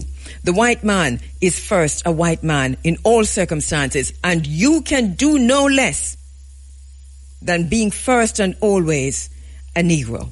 And we're saying an African. Let no one inoculate you with the evil doctrines, with their evil doctrines to suit their own conveniences. Mwalimu Marcus Mosiah Garvey. And then we've got, right, the trifecta. I don't know. What trifecta mean? Like the third something? Three coming. Oh, okay, good. Because me just use it because I sound good. I didn't know. Okay, there you go. Okay, look it up. Make sure I use it right. I come do 1, 2, and this is the third. No, I'm going to fall out. Now listen. The Philosophies and Opinions of Marcus Garvey, or Africa for the Africans, compiled by Amy Jakes Garvey, new preface by Tony Martin. Look, the one I look old, but I saw it go. When you get to the answer, and if you have anywhere look new that a fear problem, that means you don't know read it. So see it here, the philosophy. Look here, so. Look there. In here, see that, sir? All right. This a book I read, man. Hello. All right. And then we've got Dr. Paul Ivy, Marcus Mosiah Garvey, the father of Black Lives Matter. There you go. Dr. Paul Ivy. So see there. And then book we have today. Okay, Joe. And remember that on Monday at iNation Lounge, there will be a tribute to Molimu Marcus Mosiah Garvey on the 17th. And the guest speaker, of course, is Dr. Umar Johnson, who is coming in today. And he was on the program last Sunday. He's traveling today. He's probably on the island already. And he'll be there at 6 o'clock tomorrow at iNation Lounge. Let me see if iNation sent me anything so that I can quickly go through it. Let me see. Isis Miller, no, then he's over there. Yeah, there it's on the screen for those who are watching online. Recalling Marcus Garvey. Special guest, Dr. Umar Johnson, Prince of Pan-Africanism. Honoring Garveyites, Mutu Baruka, Ras Miguel Lorne, myself, Bongo Jerry Small, and Dr. Kheru Aishaka Musa. DJ Architect, Monday, August 17, 2026, 7 p.m. to midnight at Nation Lounge. Admission, love and light, forward and full joy. So that's happening at iNation Lounge tomorrow evening. We take a quick break. We'll be right back. You get chopped? No. One, we see the beach issue is front and center. Sometimes we laugh, not because we really want to laugh, but in the Louise Bennett way, we take in teeth, keep a heartburn. As a people, as a nation, I want to be very clear on something this morning. If you have never understood me any time, if you have never understood me any time, make sure you understand me this time. Is that I do not belong to any political party, you know. I don't belong to no political party. We are at a critical time in our development as a nation and as a people. This is one of the most impactful, one of the most critical, it's almost like an existential crisis that we're facing as a nation, as a people, and also globally. It is so serious the times that we're in, because we're talking about technocracy and transhumanism. That is unfolding. You know, there are a lot of terms out there, you know, the rupture of the rules-based order, the new world economic order, the new world order, Cold War III, World War III, all kinds of terms that we're using. But the bottom line is that things have already changed. And I want you to ask yourself the question, have you noticed that things have already changed? The change that is coming has already happened. And I think you might be waiting for Donald Trump to lose the election. But if Donald Trump loses the election, nothing is going to change regarding the 15-year contracts that the Caribbean has already signed with the United States of America. American foreign policy doesn't change in Africa or the Caribbean or the African diaspora when a government changes. The Democrat foreign policy is exactly the same as a Republican foreign policy. As a matter of fact, if you identify any changes, it's going to be those around Christianity. So it will be LGBTQ issues, or it will be those around So there are two things they do. They tend to pay attention to. So one's that, and when the other one comes back to me, I'll tell you what that is. But so there's not much change on the continent of Africa or here. All the documents that they have signed over the years, all the treaties, all the agreements, security and otherwise, economic and otherwise, they remain in place. It doesn't matter who, whether it's a Democrat or the Republicans who are in. The both of them are as racist as each other. None is less racist than the other. One is outright in your face and the other one is outright in your face. Donald Trump is not worse than Joe Biden. Yeah, you're going to quarrel with me about that forever, but it is what it is. You look into it. When Barack Obama entered into an agreement with Cuba and things changed for a minute, what happened? What happened? You're asking me if I'm expecting who? No. Who? No, sorry. Ask Peter. No. I'm not sure. All of this is happening in real time. For those who are watching, this is Shanice, who I should really bring her right here. So come tell me exactly what you're telling me there. No. All right. So the point I'm making, cut that long story short, is that the change has already happened. It is ongoing, but we're in the middle of the change. This is not a handover. We're in the middle of the change. The new economic world order, technocracy, transhumanism, 6G technology is just around the corner. You were quarreling about 5G technology just the other day. Nobody's saying anything about 6G technology. The world has changed. And Jamaica is a big part of that change. And I want to say something about political tribalism. That political tribalism is not going to work in the new world order. All it's going to do is to ensure that we are enslaved.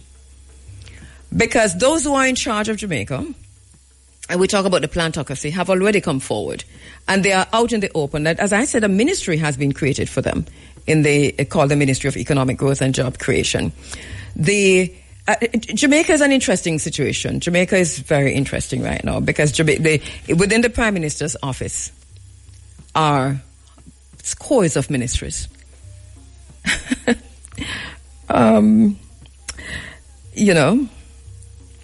want to talk about something, and I don't want to spend a lot of time on that because there's a security. We are distracted by political tribalism. They want us to remain cussing each other, who is JLP and who is PNP.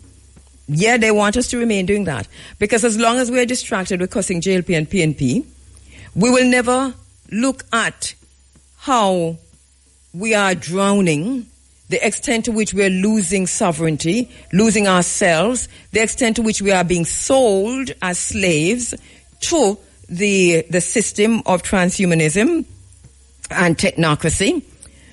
And we will never pay attention to what they are doing. Because while we're cussing PNP and JLP cussing who wrong for take the people off of the land, who own the land or who not own the land, whether or not Kamina Johnson-Smith do anything, or whether or not Andrew Holness do anything, or what Tovia Hamilton didn't know, or Isaac Buchanan understand what I must say, or what was the opposition leader name? Golding understands the situation. And everybody running from it and say we know nothing about it.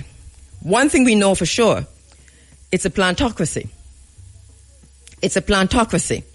The plantocracy controls Jamaica, not the politicians. So if you know what you're up against, you're probably better able to deal with it. So it don't make any sense to cost JLP and cost PNP. You have to understand that JLP and PNP owned by the plantocracy. You understand what I'm saying? So it's the plantocracy dictating that, and the plantocracy is connected right into the matrix, which is the geopolitical matrix, which is that system that's developing as technocracy and transhumanism that has no politics. That's basically what it is. So Jamaica has set itself in a way that it is interesting, to say the least. Pete Hegseth announced 2 days ago a partnership a military partnership. He didn't just call it a military partnership. He said it was a new military partnership. A new military partnership with Jamaica. And if you go to his speech, do you have a speech, Peter? Pete Hexted's speech. All right, so if you go to his speech, you'll get a better idea. I think I can find his speech and go through. Let me just see. I might have saved it as Pete Hexted. So, okay, Hexted. So here's, so it's on the flyer, anyway, the poster that says a new military strategy, a new military partnership. So the U.S. Secretary of War, Pete Hexted, delivered the remarks on August 12, 2026 in Panama at the America's Counter Cartel Coalition Conference. Now, I want to remind you of something. Many months ago, Peter and myself, we had a document on the screen called AC3. And we told you that this is where Jamaica was. Jamaica sits at AC3, and that happened in March of this year. So it was March that we came, showed you that document, AC3, and told you that Jamaica is sitting at AC3 and not on the shield of the Americas. Remember when we had that conversation? We told you that there was a shield of the Americas that was a big boys club where Trinidad, Guyana, the Dominican Republic, the United States, and some others are on. And we told you that Jamaica wants to be in the shields of the Americas. That is why Jamaica is begging for the third country nationals, the third country deportees. Everybody wants to say that Jamaica is being forced to take the third country deportees. But I want to tell you that Jamaica is not being forced to do anything. Jamaica is begging for the third country nationals because Jamaica is trying its very best to be in the seat of the shield of the Americas. The AC3, I'm going to send AC3 seat. I don't think you can find it, Peter, because it's all the way back in March, and we've used it a few times. So I'm going to send it back to you right now so we can have a look at it. So the AC3 is where Jamaica is sitting. Now, Pete Hexted, the second meeting of AC3, which is the America's Counter Cartel Coalition, met in Panama, August 12th. Hexted described the conference as, and this is where he talked about what Jamaica was, right? Hexted described the conference as an operational forum rather than simply a diplomatic meeting. Ministers and military chiefs were gathered to determine what countries could actually do together against cartels, traffickers, and what Washington calls narco-terrorists. Now, I want you to look at that closely because you see that word operational, the AC3. And in Panama was operationalizing AC3. That's basically what that was.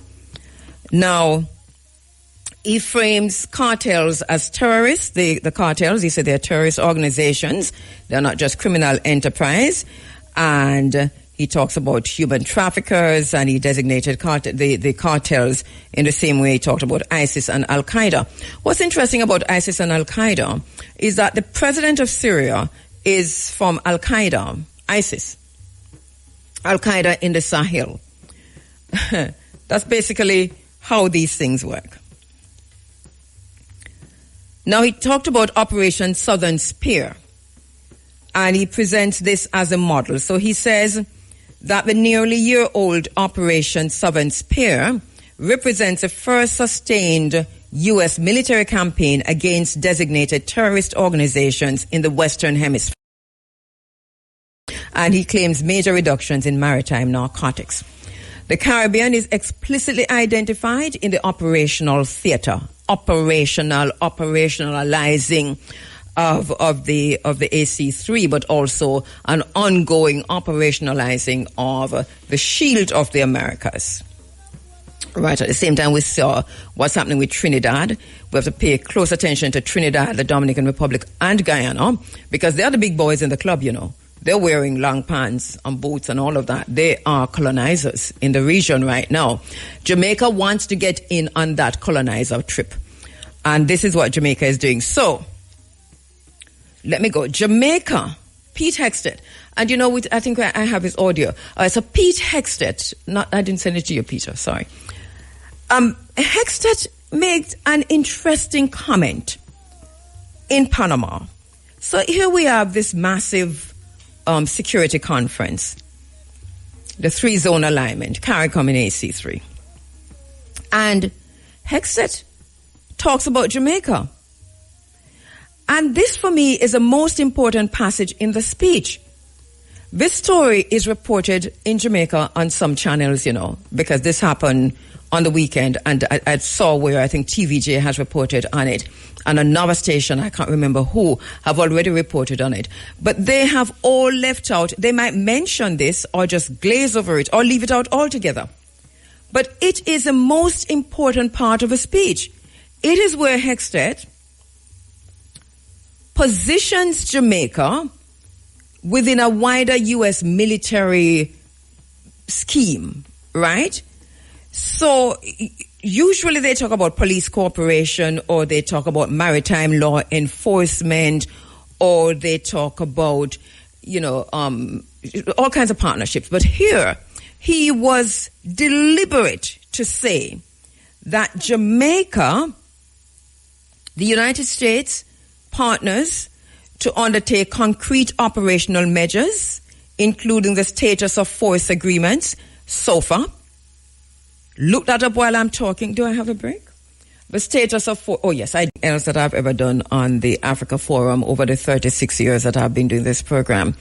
Remember this part of the program, this discussion that we're having right here, which is to say that Jamaica has pivoted into a security situation which tells me that Jamaica has sold itself, prostituted itself to the United States within a security architecture that has denied and is about to deny Jamaicans their sovereignty. We're going to have to ask questions. I think Peter found we have 10 minutes to Cashbot Supreme Ventures draw. The speech is about 16 minutes. We're not going to play all of it, but I'll play a little bit of it and we'll come back. So go ahead, Peter. Let's hear Pete Hexted in Panama City on August 12th. Now, the Minister of National Security was there. And I'm not hearing your play?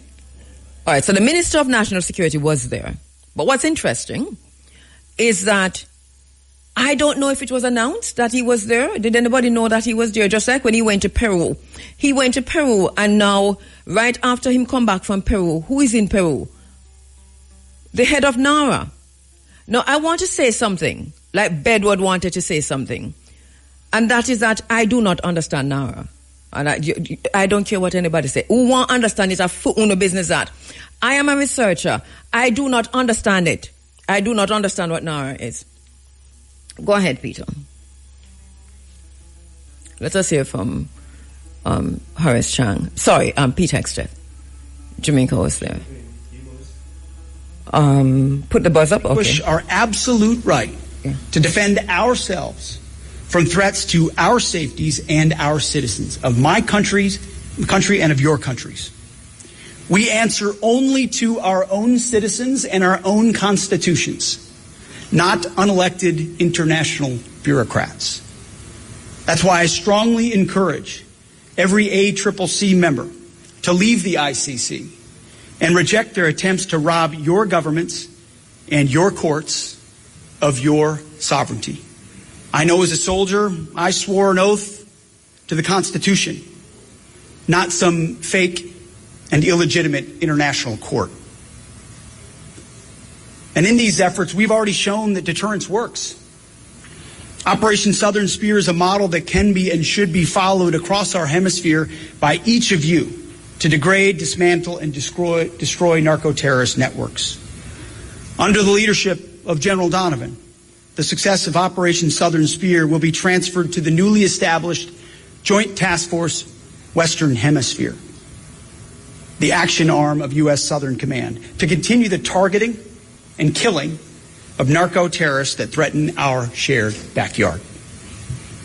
I want to commend Ecuador for its regional leadership to become the first ACCC member to partner with the United States in combined kinetic operation against narco-terrorists in Ecuador.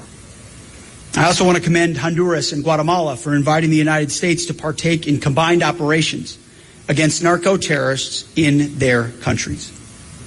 Your people are already safer and more free for your courage and your resolve, and we look forward to working with you in killing bad guys. Additionally, I want to thank Jamaica for working with the Department of War to create a new military partnership to cripple narco-terrorists that transit through the Caribbean. This partnership will forever change the security environment of the Caribbean. You hear that? And finally, I'm also proud to announce that Colombia will join the ACCC. All right. Becoming the 19th member. We're not surprised that Colombia has joined. Colombia, as we said when we were talking to Professor Kocha Yanka last week, Colombia is seeing a coup. There's a coup in Colombia. And already, even before the elections, we had Trinidad coming out and warning Colombians that do not demonstrate when the new Colombian prime minister wins or president. There was an election that was coming up. The United States under Pete Hegseth and Vance and Trump put out a statement, said he's going to win and anybody who demonstrates will be in trouble. Trinidad joined that and said, do not demonstrate or else you're going to be in trouble. Do not protest this. Now he won. The person who won is an American citizen. Is an American who was placed in Colombia. And already Colombia has gone through and changed all relationships with Cuba and so many other countries in the region, and has identified Iran as Iran's army as a terrorist organization and so on. Jamaica is doing the very same things. Jamaica has made a decision that has put Jamaican people in trouble. We could, over the years, travel anywhere in the world and say to people that we're Jamaicans and we'll be fine. Things are about to change because we have become part and parcel of the oppressors. The head of NARA just went to Peru. You know what they told us about Peru? I said to you a few months ago and a few weeks ago that we did not know that the Minister of National Security was at a conference in Peru, that 33 countries signed a defense agreement in Peru under the shield of the Americas and the A3C coalition. And even to this day, we do not know what was signed. We do not know what was signed. We do not know what. I came here many years ago and I told you that Portia Simpson Miller had gone to China and she had signed away Jamaica to China and we did not know what was signed. I invited Portia Simpson Miller on this program to talk about it. She said yes. After many, many, many months of activism on this program, she said yes. And the Saturday night before she came on, her handler called me to say she's not going to come on. I've spoken with many ministers. Minister Omar Davis told me that, when it became clear that one of the things that Portia Simpson Miller signed away was Roaring River and our watershed area to build a Chinatown, that the Roaring River would be safe. Well, they have already changed the course of the Roaring River. And we are already facing drought in St. Anne, St. Mary, Clarendon, all the areas served by the Rio Bueno watershed area facing drought. No, that is not. I am saying that whatever the minister signed in Peru, we don't know. Kamina Johnson-Smith went to Washington, D.C. the same week, and it was another security meeting. We do not know what was signed. The head of NARA, 2 weeks, not even 2 weeks after the defense minister come from Peru, has gone to Peru and they're telling us about him going to observe how Peru deal with disaster. What kind of damn foolishness is that? What who do they take us for? I noticed that the Minister of Education is running up and down all over the world to go on to observing things. Who's paying for them to go all over the world to observe? Put the money from the Minister of Education strip into high schools, primary schools, infant schools in Jamaica. I am tired. Anyway, I don't want to get too upset, but we're gonna go to the break and come back and pick this up. Why did Anthony Anderson go to Peru? What did Horace Chang sign in Peru? When Pete Hegseth says that Jamaica has entered a new military partnership that is going to change the entire region, and if we just wait and see, what does he mean? Pete Hegseth specifically said the United States is creating a new military partnership with Jamaica, and that this will change the Caribbean security environment. What does he mean? There's a company here on the island, a U.S. company named AECOM, that has been given the right by Jamaica to audit and to fix underground cables at ports. Some of these ports owned by have part ownership by China. They say that they have found a whole lot of cocaine at one of these ports, and all of this is connected. It's Cold War III leading to World War III. And here we are. Every week there's another document. Every week there's another meeting. Every week there's another signing. So the August 12th speech, what we're seeing, shows us now evidence. We've been saying this forever. We never see no evidence. But we were using critical thinking to connect the dots. That Jamaica is being incorporated into the emerging U.S.-led security architecture. Let me just stand by for I'm standing by for the Supreme Ventures draw. Cash pot, dollars, top draw dollars, pick 2, pick 3, pick 4. Welcome. One of the most important moments in my life as a broadcaster, as a presenter, as an investigative journalist, as somebody who is an advocate for social justice. And I know that for you who are on YouTube, you might have lost me, but for you who are on the 107s, you're probably still seeing me. I think I'm frozen or something on YouTube. But we're back, we're up. Hopefully you'll be able to continue watching on YouTube. I don't know if you're still seeing me on YouTube. We have a few things to talk about. Anytime I touch these topics, we don't know what's going on, Peter, but anytime we come to these points, we don't know. Anyway, we're going to come back for a minute to talk about what Jamaica has done and what Jamaica is in the process of doing. They have taken a decision. They control the Houses of Parliament. They control the private sector. They control the spaces. And I'm not saying that the PNP or the JLP, I'm saying that it is, when I say the government, I'm talking about His Majesty's loyal opposition and His Majesty's loyal government. For me, it is one and the same, because they all know what each other is doing. When it comes to access to land, they're in the same boat. They know what each other doing. When it comes to access to beach, they're in the very same boat. When it comes to human rights on the island, they're in the same boat. None is different from the other. So that I don't have any time for political tribalism. I am concerned about we the people. So quickly, before I go back to the security issue, I want to remind you of a conversation we started last week looking at the Morant Bay Museum, and I told you I have the Morant Bay Museum dossier. Who is designing the memory of Morant Bay? Those questions I'll continue next week to dig deeper into those questions. The central question, though, as I told you last week, is what networks of professional, commercial, tourism, and architectural relationships are behind the team that has been selected to design a major national heritage institution on the site of the 1865 Morant Bay War or Morant Bay Rebellion. And this matters. This is a critical question. It's a crucial question. because Morant Bay is not an ordinary development site. Morant Bay is one of Jamaica's most politically charged historical spaces.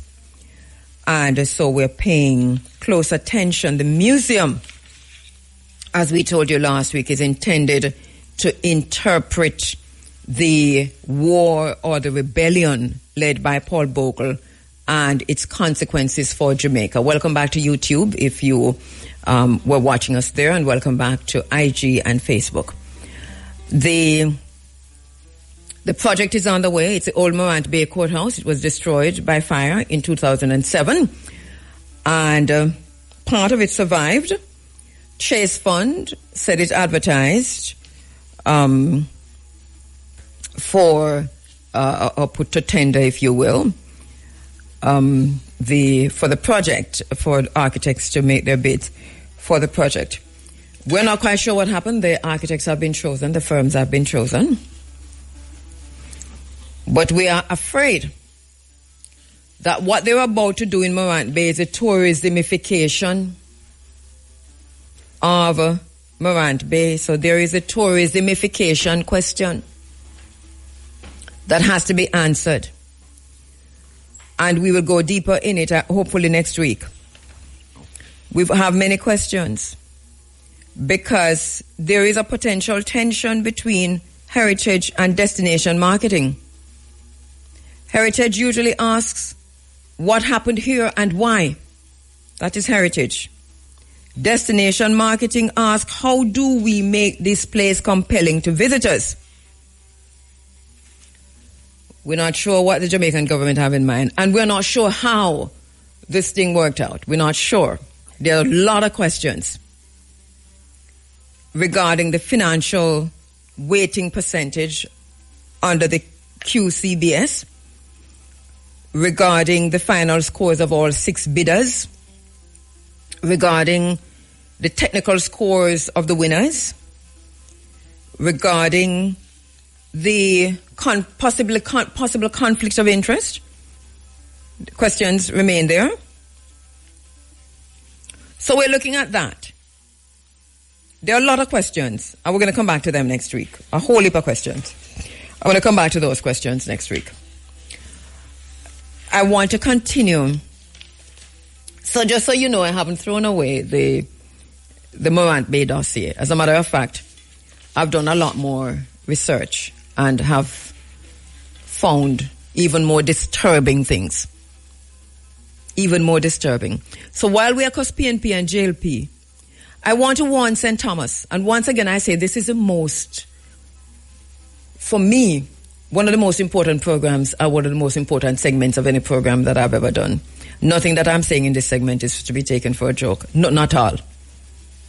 I want to warn St. Thomas. You're about to lose your beaches.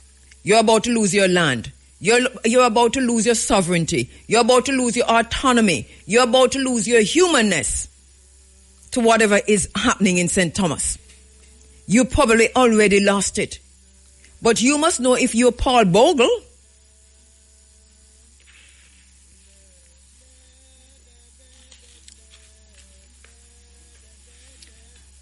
let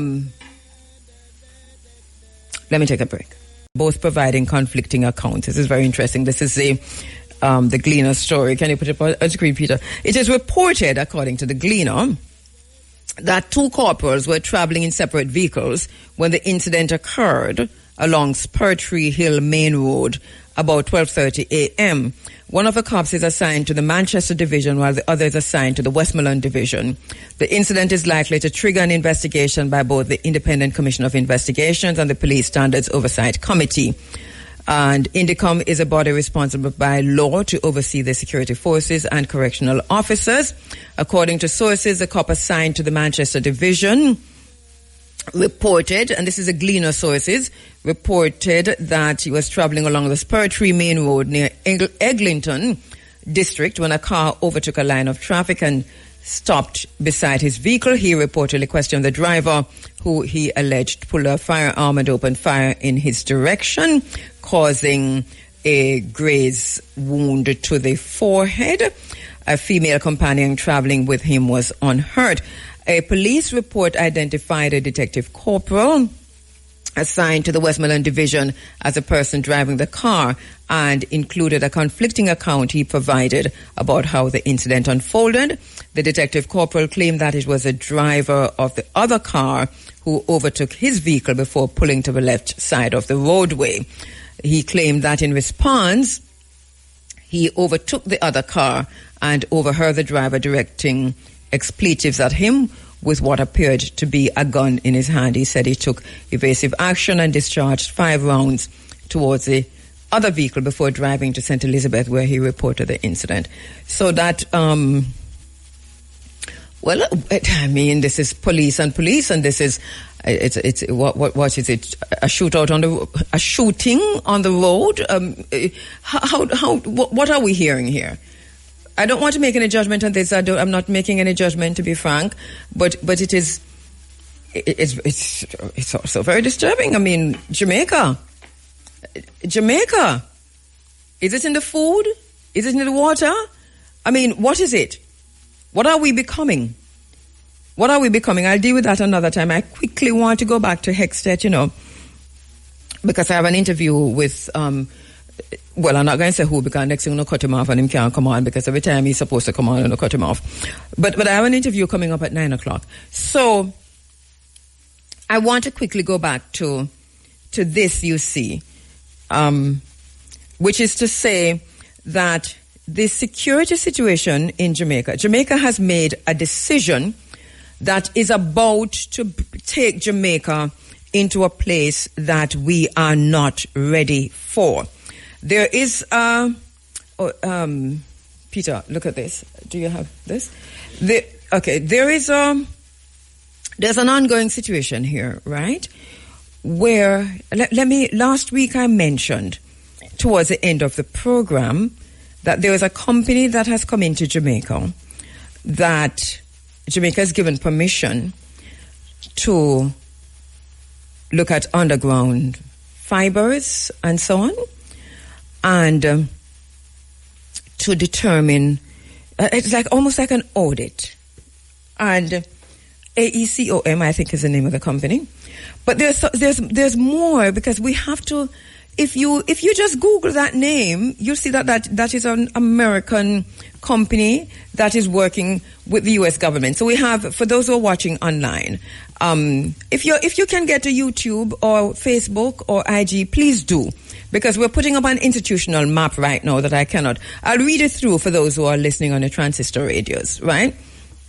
So we have the U.S. government, the State Department. So the U.S. government at the very top of this new security architecture. Then we have a State Department, because we're hearing a lot coming out of a State Department. Obviously, we have talked about the U.S. Embassy in Kingston. Then there's this organization, AECOM, which has come in to do work on Jamaican ports, a kind of an auditing to fix cables on the ground. Remember now that China is operating in these very same areas. And I think this is all about China. China in Jamaica. Bring it up for me, please, Peter. Let me just, if you scroll up, let me go. So we have a Kingston, Freeport. We have, what's that to that side? Let me go, let me look on my phone. So, I mean, for those who are looking, there is a consideration that has to be taken into perspective. And it is the question must be answered. Has Jamaica sold out? We said Jamaica pivoted a few years ago. We said Jamaica pivoted. We're saying that Jamaica has sold out. Not just sold out, like you sell out the person. You say, Jamaica sell we. There's a slavery, ongoing enslavement situation that is happening with the people of Jamaica. We are being corralled into the center of Jamaica. We have denied land, denied access to water, denied access to the beach, denied access to the ocean, fresh water, clean water, clear water. This is what is happening now to the people of Jamaica. And at the same time, there's a security apparatus that Jamaica has tied itself to, that is headed by the U.S. government. At the same time that the U.S. government is in a Cold War III with China. China has already answered. China is on the ground. So we have Kingston, Freeport, we have Chinese-linked commercial interest, and the security question.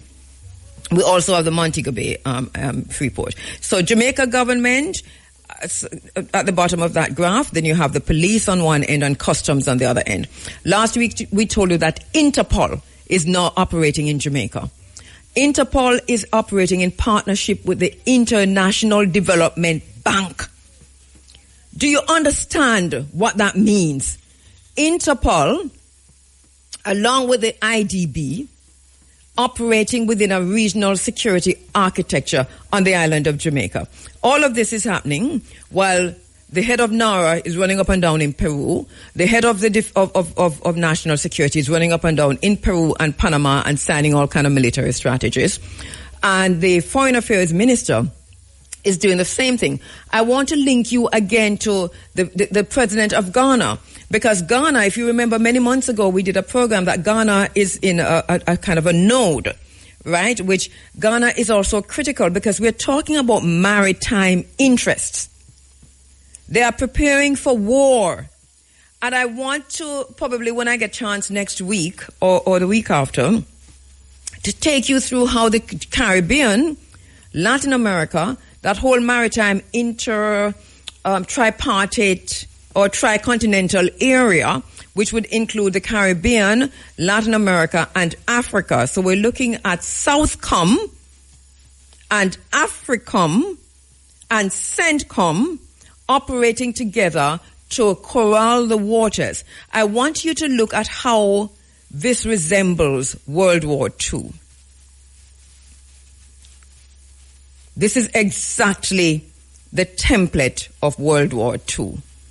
It is the same template, the exact same template, and the exact same people, but at different levels. So, whereas Britain had more power, I think, then, although America gained power out of World War II.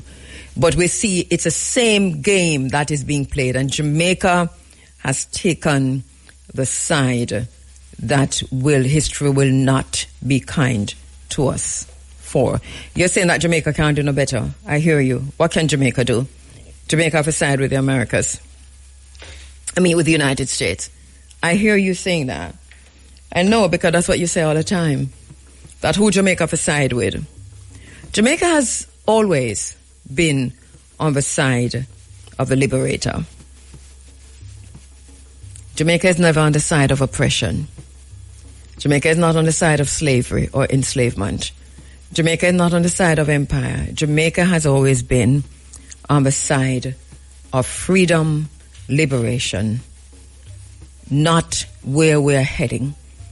Where we're heading is going to cause untold problems for the people of Jamaica, here on the island of Jamaica and wherever we are in the world. We have chosen the wrong side. And those who do not know their history are bound to repeat the mistakes. And this is where we find ourselves. A lot happening. We're going to talk a little bit about this. Focus now on narco-terrorism.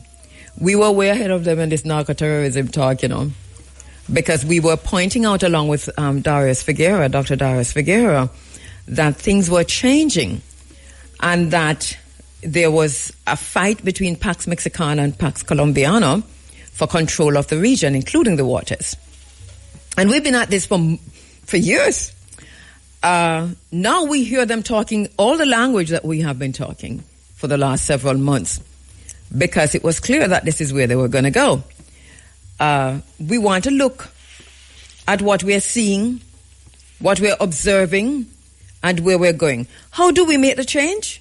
We begin to educate ourselves about what is happening, because if we do not understand what is happening, then we can't make a change. Another thing is that when you figure out what NARA is, I am willing to listen. I do not know what it is.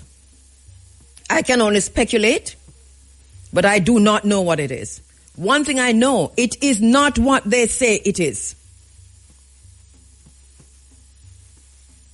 It is not what they say it is. But Jamaicans will find out in a while. I am going to appeal to Jamaicans, to my Jamaican brothers and sisters, to put aside the tribal politics so that we can survive. We can beat this together, but we cannot do it if every day, every Sunday one of the reasons I don't, and I must apologize that I'm not reading the comments that you're making, or whether it's a Facebook or anywhere, because it affects me personally, some of the vitriol and some of the attacks that come at me. So I am not in that space. I ask you to please be kind to each other. But it can't be that me say one thing and me a PNP, me say another thing and me a JLP. And you have young, educated people in the spaces cussing about how Kabu a PNP or Kabu a JLP. Stop it. Stop it. I want to make it very clear I belong to no political party. My political party is survival. My political party is how we survive and how we thrive. My political party is African-centeredness. Do you understand? My political party is liberation and freedom. My political party is not to have anyone being in control of my food, of my my water, so that I'm once again enslaved. My political party is anti-codex, anti-artificial intelligence, but pro-intelligence. And I know I'm using the intelligence thing hard too, because it have its good and it have its bad. It come like the devil. And anyway, that Panama thing, was Panama, Jamaica, Costa Rica, Belize, Mexico, Brazil, the UK, and the Netherlands. And its focus shifted decisively toward military preparedness. And this is the first time since 2012 that we're seeing Panama involved in the actual equipment and troop deployments. The Panama Canal is critical right now. The Caribbean, Jamaica is in, when you go to high school, I'm always tell us that Jamaica geographically sits in a very important place geographically on the map, because of where it sits, the maritime routes and the connection to Africa, Latin America, and the Caribbean. And this is what they used to tell us. Well, it is the truth. It is true. There is Cold War III happening in the Caribbean waters.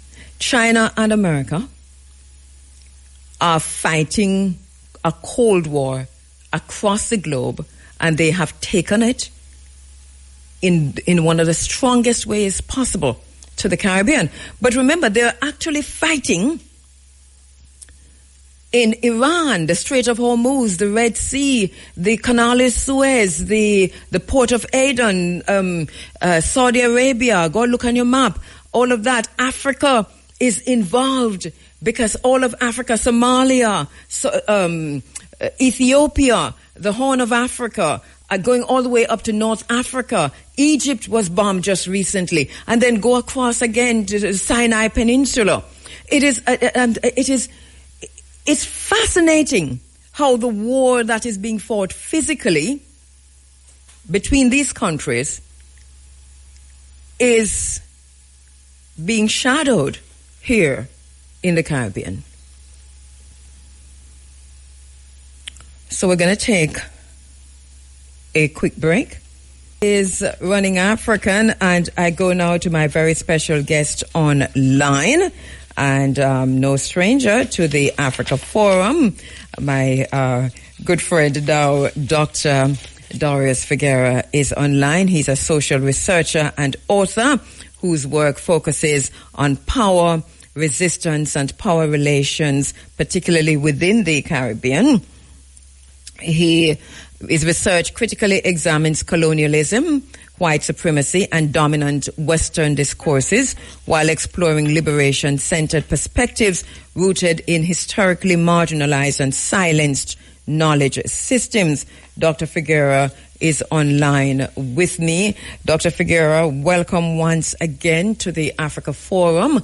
Good to have you in the house, as usual, all the time. Greetings, my sister. It's a pleasure as usual. What a world. The geopolitics is heating up, isn't it, Dr. Figueroa? And we're seeing Jamaica, Trinidad, Dominican Republic, and some of the other countries, Guyana and so on. Everybody's now flexing their muscles, showing exactly who they are. Have you had time to look at and to listen to Pete Hegseth in Panama, and what are your thoughts on him identifying Jamaica as a new military partner? Well, that was expected. His statement in Panama confirms my position on their agenda from the beginning when they launched the Shield of the Americas. Because I always held the position that the Shield must include Jamaica. That's a point. But why did you hold that position? Because of Jamaica's geographic position in the Caribbean, vis-a-vis Cuba and vis-a-vis Europe. So we go right back to the old colonial days of Jamaica's position on the routes of the sailing ships from Europe into the Caribbean. The size of Jamaica vis-a-vis the small scale size of the Eastern Caribbean, and the fact that when they stumbled upon Jamaica, it was worth relentlessly fighting for to hold. Remember, the role Jamaica played in their attempt to destroy the Haitian Revolution. Yes. The role Jamaica played in the history of Cuba after slavery was abolished in the British West Indies. So Jamaica's strategic location within the Greater Antilles, and don't forget, Jamaica's organic connection to Haiti remains today, is as Trinidad and Tobago is positioned off the coast of Venezuela. So whenever Venezuela sneezes, Trinidad and Tobago catches cold. It's the same thing with Jamaica. So I always knew that Jamaica's embrace was just a matter of strategic timing. And that timing has reached. For various reasons. What are some of those reasons? The major gambit being played now is that in light of the midterm elections in November 2026, and all of the predictions is that it will be a wipeout for the Republicans, has now to be married to the fact that America has proven that beyond a reasonable doubt that it is an empire in chronic decline. America cannot even fight simultaneous wars globally again.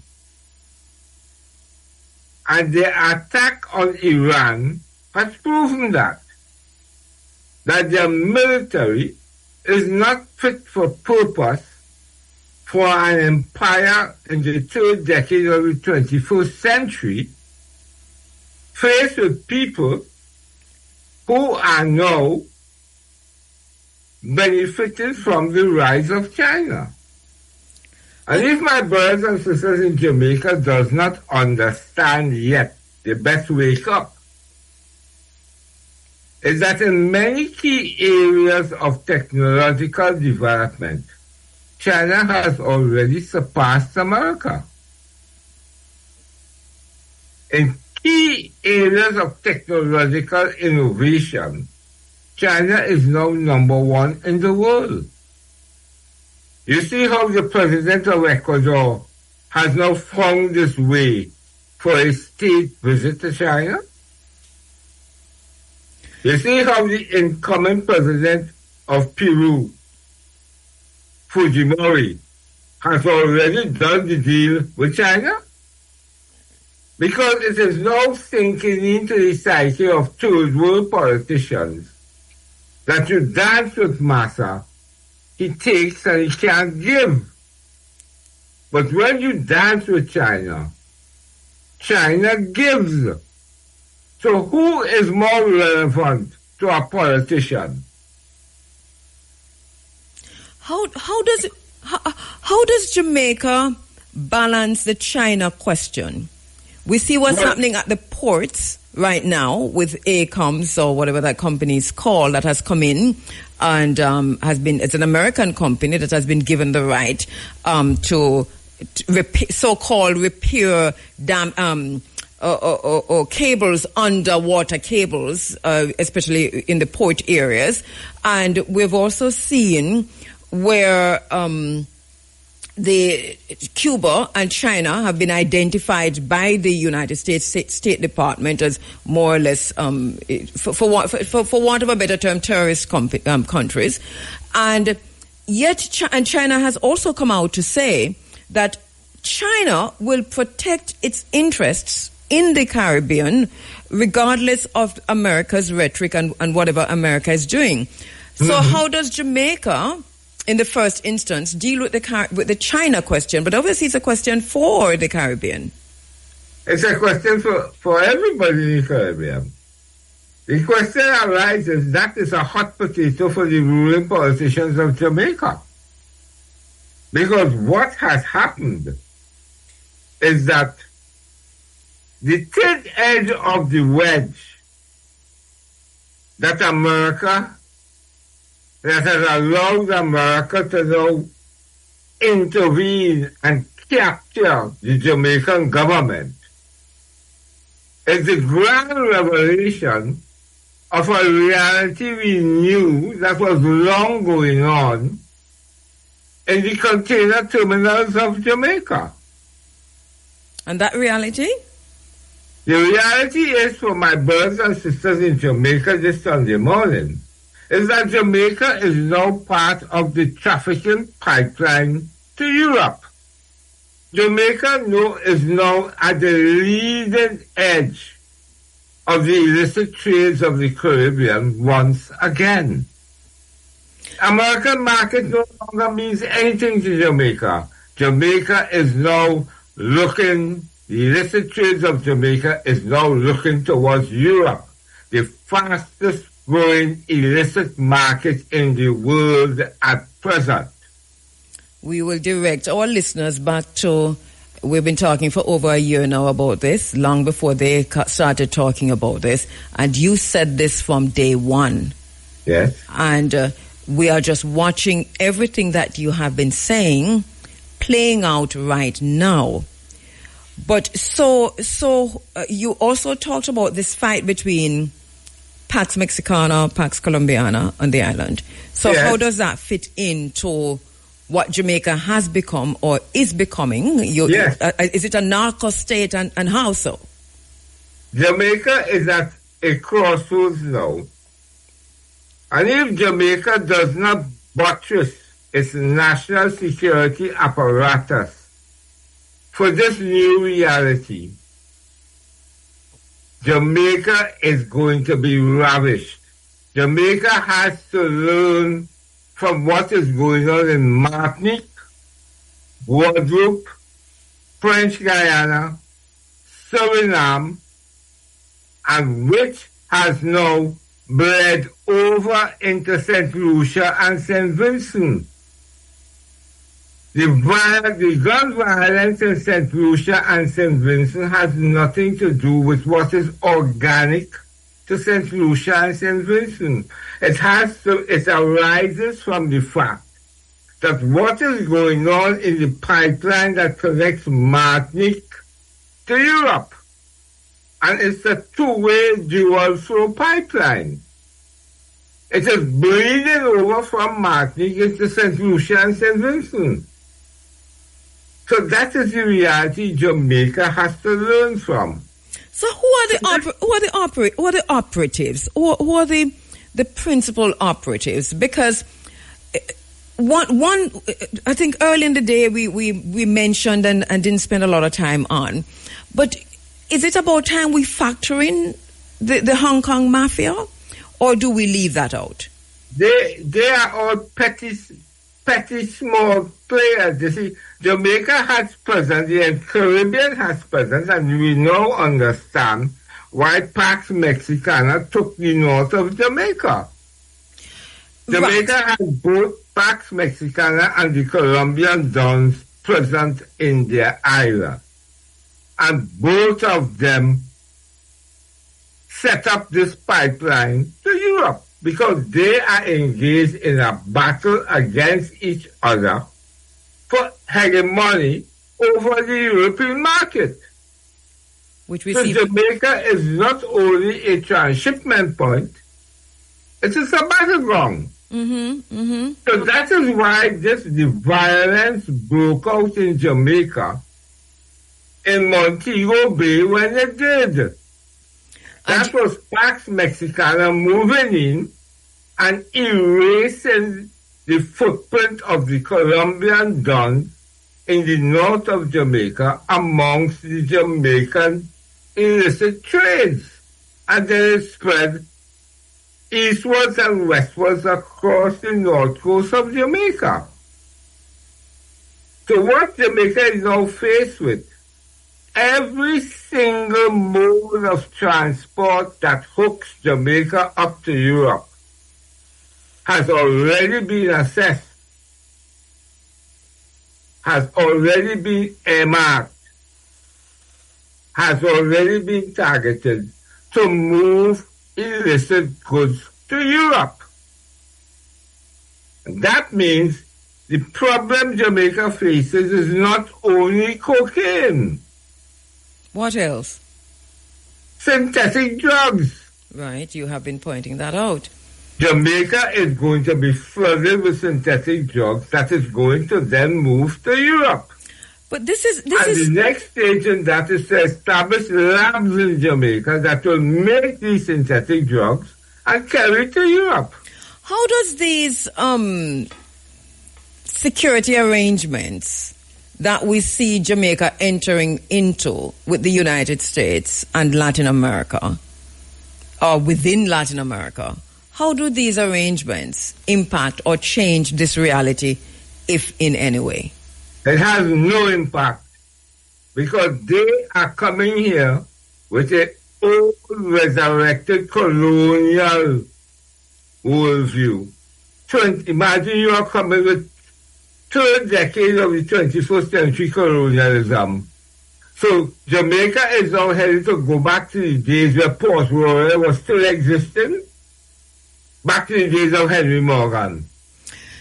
You know, you're so right about that, because on the one hand, you have all of these issues regarding international organized crime, Jamaica entering into these new military partnerships with the United States that are hegemonic.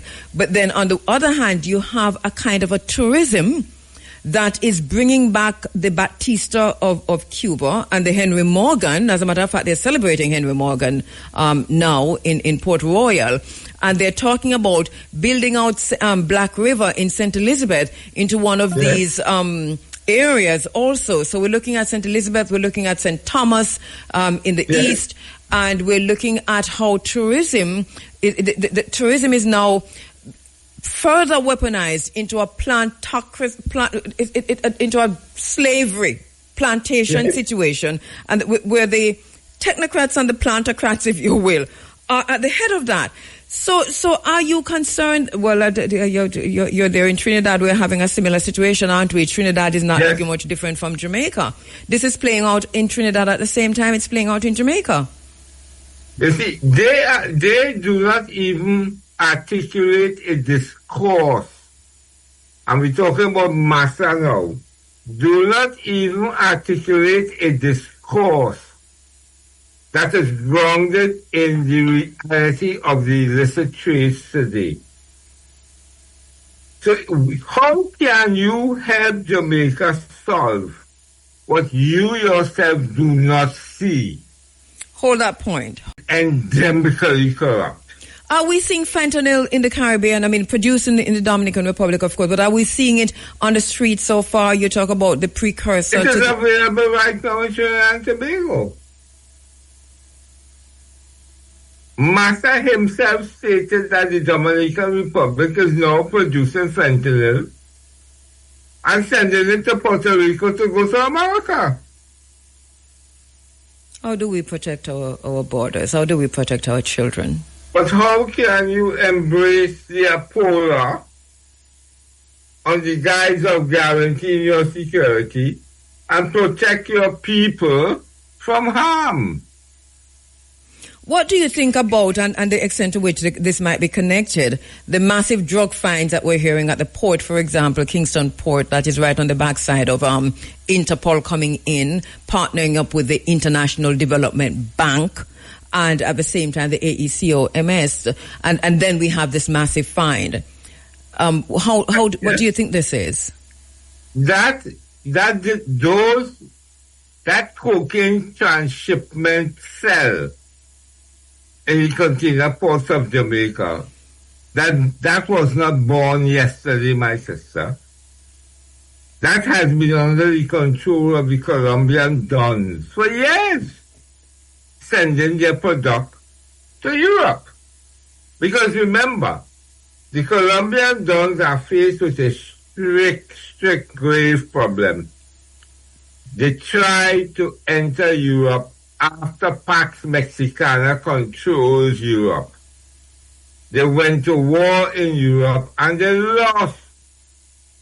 So what is happening to the Colombian dons? They have to drop their cocaine in Spain and Portugal. So anything that is coming through the Jamaican transshipment points of the container terminals that is bound for Spain and Portugal, every single alarm bell is supposed to go off. So it has been going on, and they had to act when Pax Mexicana blew the whistle on them. Because Europol is also involved when the whistles were blown. And individual national security apparatuses of European nations. They're not telling all of that. So because this has become, as you said, this is more than transshipment port. This is a battleground. Yes. Because when we look at what is playing out in Jamaica, Interpol, and everything else that America has. And you talk about Pax Colombiana, Pax Mexicana. You talk about the bank. Why is the bank in the... I've been trying to figure out why is the International Development Bank partnering with Interpol on transnational organized crime issues in Jamaica. That is not their business. They're not in that business. Except they're looking for an opportunity to finance something.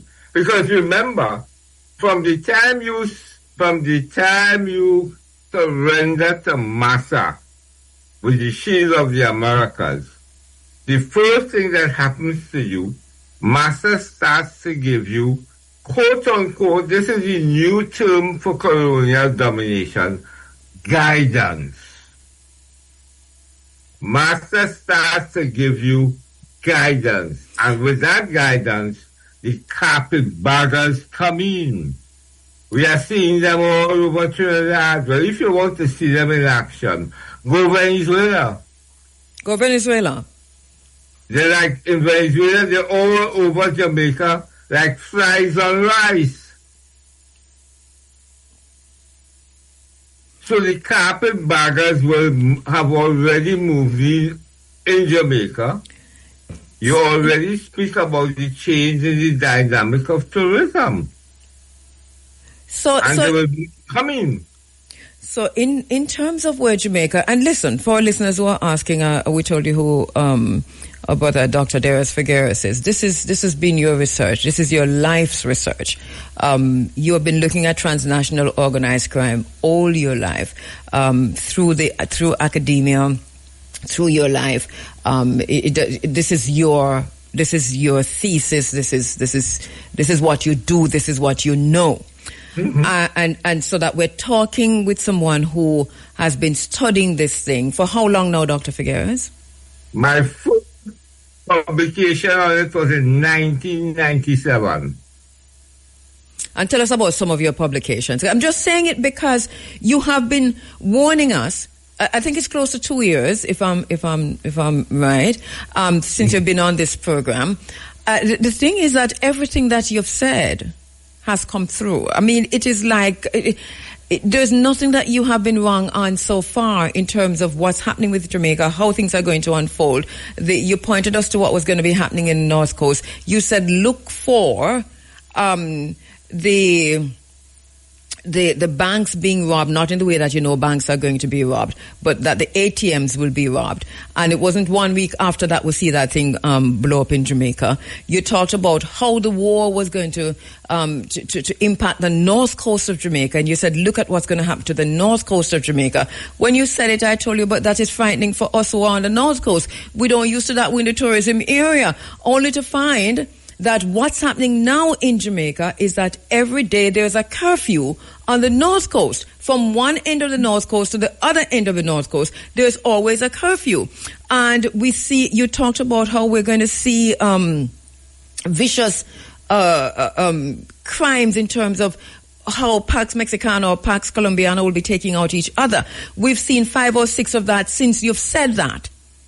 Right, and this is why I'm saying, I'm stopping to say to our listeners is that you have not been wrong on anything. You pointed us also to the ports. Look at what's going to happen at the ports. Here we are at the ports. So so talk to us about some of the work that you have done and some of the books that you have out there, and then we come back to the convo. I have put out 4 books on the illicit trades of the Caribbean. I have revised the first 3, so that means I've been brought up to date. So I have 4 books where I deal with specific territories in the Caribbean. I also have a book on Belize. Besides the 4 drug books, I have a book dedicated to human smuggling and drug trafficking in Belize. So that is 5 books I have written on the Caribbean region and the CARICOM region and the illicit trades of the Caribbean. And these 4 books track the evolution of the illicit trades through its 4 evolutionary stages, where I explain the business model of these evolutionary stages. I go into all the detail for people to read and understand what they are in fact living with. Let me take a break. That work cost me my job at the University of the West Indies. This is what we know. This is what we know. I lost my job at the university, and since then, nobody has ever given me work in Trinidad and Tobago. I am a pariah, a Dalit, an outcast. And especially because you have also laid out who the public-private partnership, the private sector, who are the operatives who are behind some of the and if not all of the illicit trade, and those who started it in the early days in the Caribbean, those who made money from it, and those who situated themselves in private sector over time, and possibly governments over time, that you have also done the research on that and have pointed to them. Let me take a quick break. Dr. Darius Figueres is on the line with us as we look at the new we talk about the new economic world order, Dr. Figueres. We talk about the new food world order, the new health world order, the new security world order. What do we call this order that we're talking about here that is not so new? The new order of the illicit trades. The new order of illicit trade. Killings. Yeah, trade. Trade. The new order of illicit trade. And that makes a lot of sense, because that takes us to what you have been saying from day one, which is that the order was changing from what we know it as international organized crime into these fentanyl and what was happening in the United States. You talk about what was happening at the border and the involvement of Pax Mexicana there and how that was migrating and how it was migrating and to where it was migrating. That is where we started off many, many years ago. So is it as frightening as it is it going in the direction that you expected to see it go, especially when you look at how it's playing out in Caribbean countries like Jamaica and Trinidad? And how do you see what's the next step, do you think? Well, what we must understand is that Pax Mexicana is at the leading edge of AI innovation. And they are investing heavily in it in order to make themselves leading-edge players in the era of AI. And that means they are going to ratchet up their plundering of digital databases in the world. Because that is where the money is to be made in the era of AI innovation. Those who control the data exert the power and make the money. We've seen, and I don't want to necessarily draw a line right from there to what we have experienced here in Jamaica. There's something that hardly got reported here in Jamaica. And it is a fact that the Ministry of Health, I think the National Health Fund records, but there's a whole department of the Ministry of Health that got hacked recently, and people's data got hacked into and was stolen.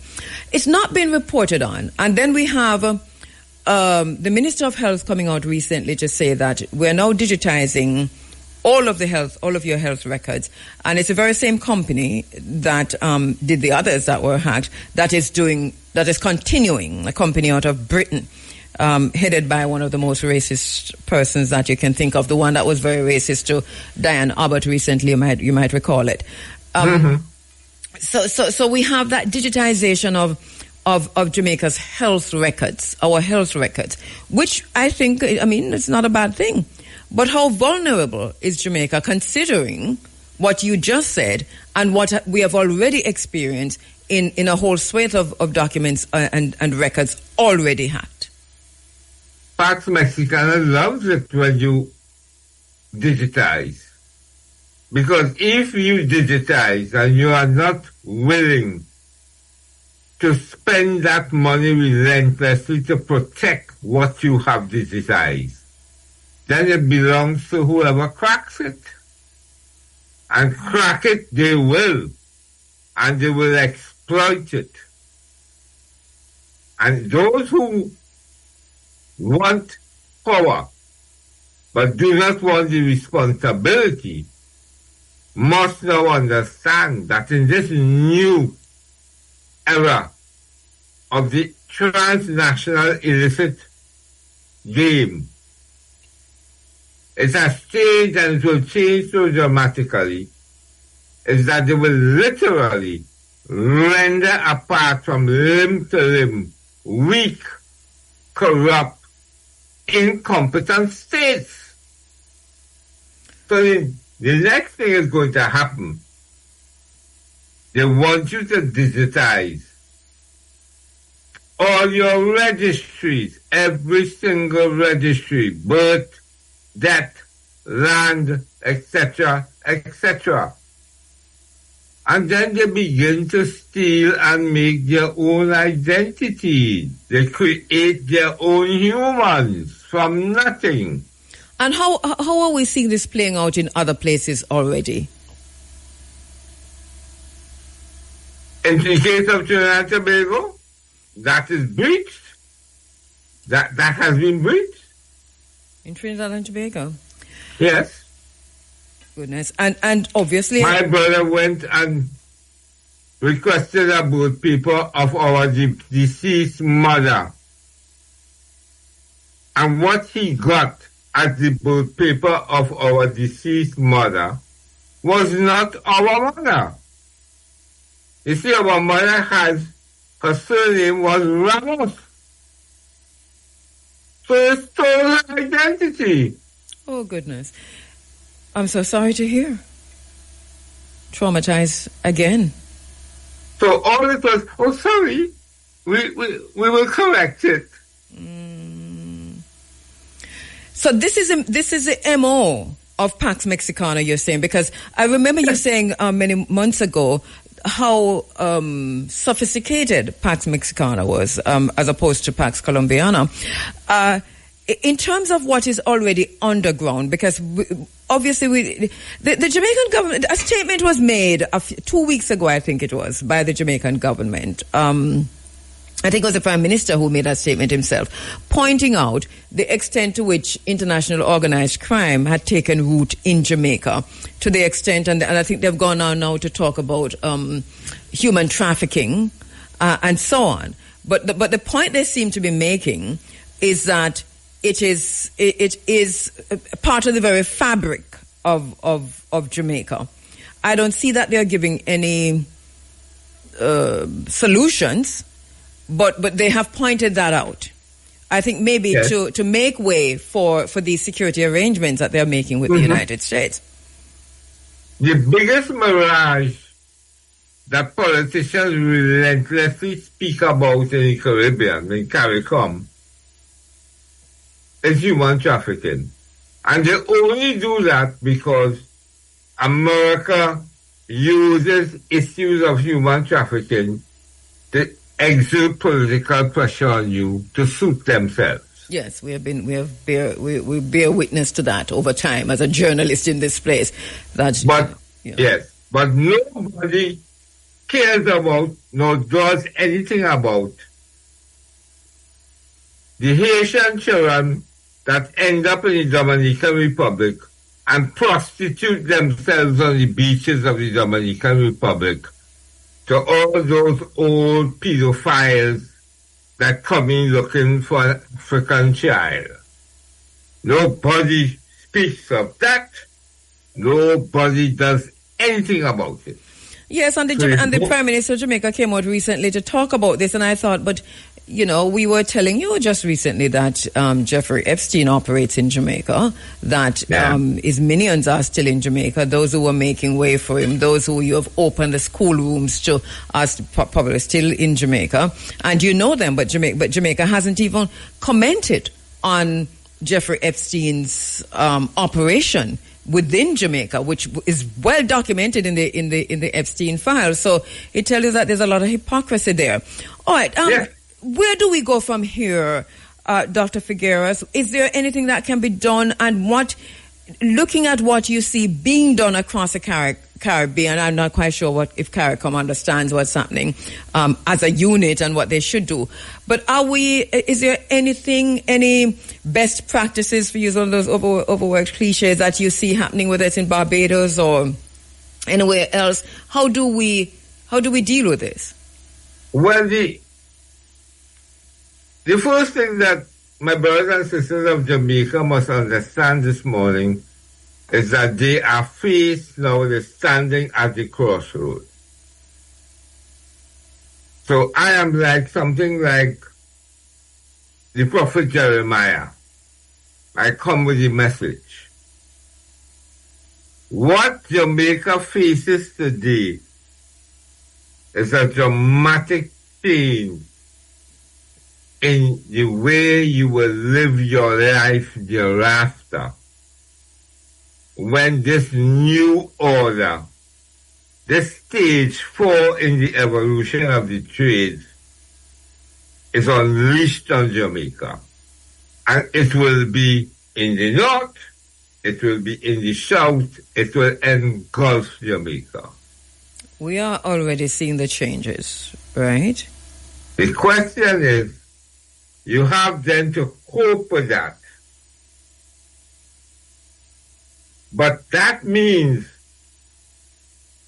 business as usual according to the national security apparatus and the Jamaican politicians who are ruling. is no longer fit for purpose. It ain't working. Your so-sos and all your talk about just the talk, will not. It didn't work before. Now it shall collapse. Because whenever the war breaks out intermittently, you're going to see the scale of it. When the peace returns, whether it returns or not, the peace comes, the peace goes, the jamming on the ground continues. You start to see a whole new type of addiction. You see a peace that is predicated on an intensification of illicit activity, not a reduction of illicit activity. And as the illicit activity intensifies, and they begin to earn more and more because they are hooked into Europe, the pacification in Jamaica will increase. And when the violence does re-erupt, it will be selective. It will be to the point. It will be to take out specific targets. Long gone are the days when you just unleash violence in the zinc fence communities just for the sake of indicating to everybody there who is boss. And the change between the North and the South in the zinc fence communities of the North and South is going to be dramatically different. What do you mean?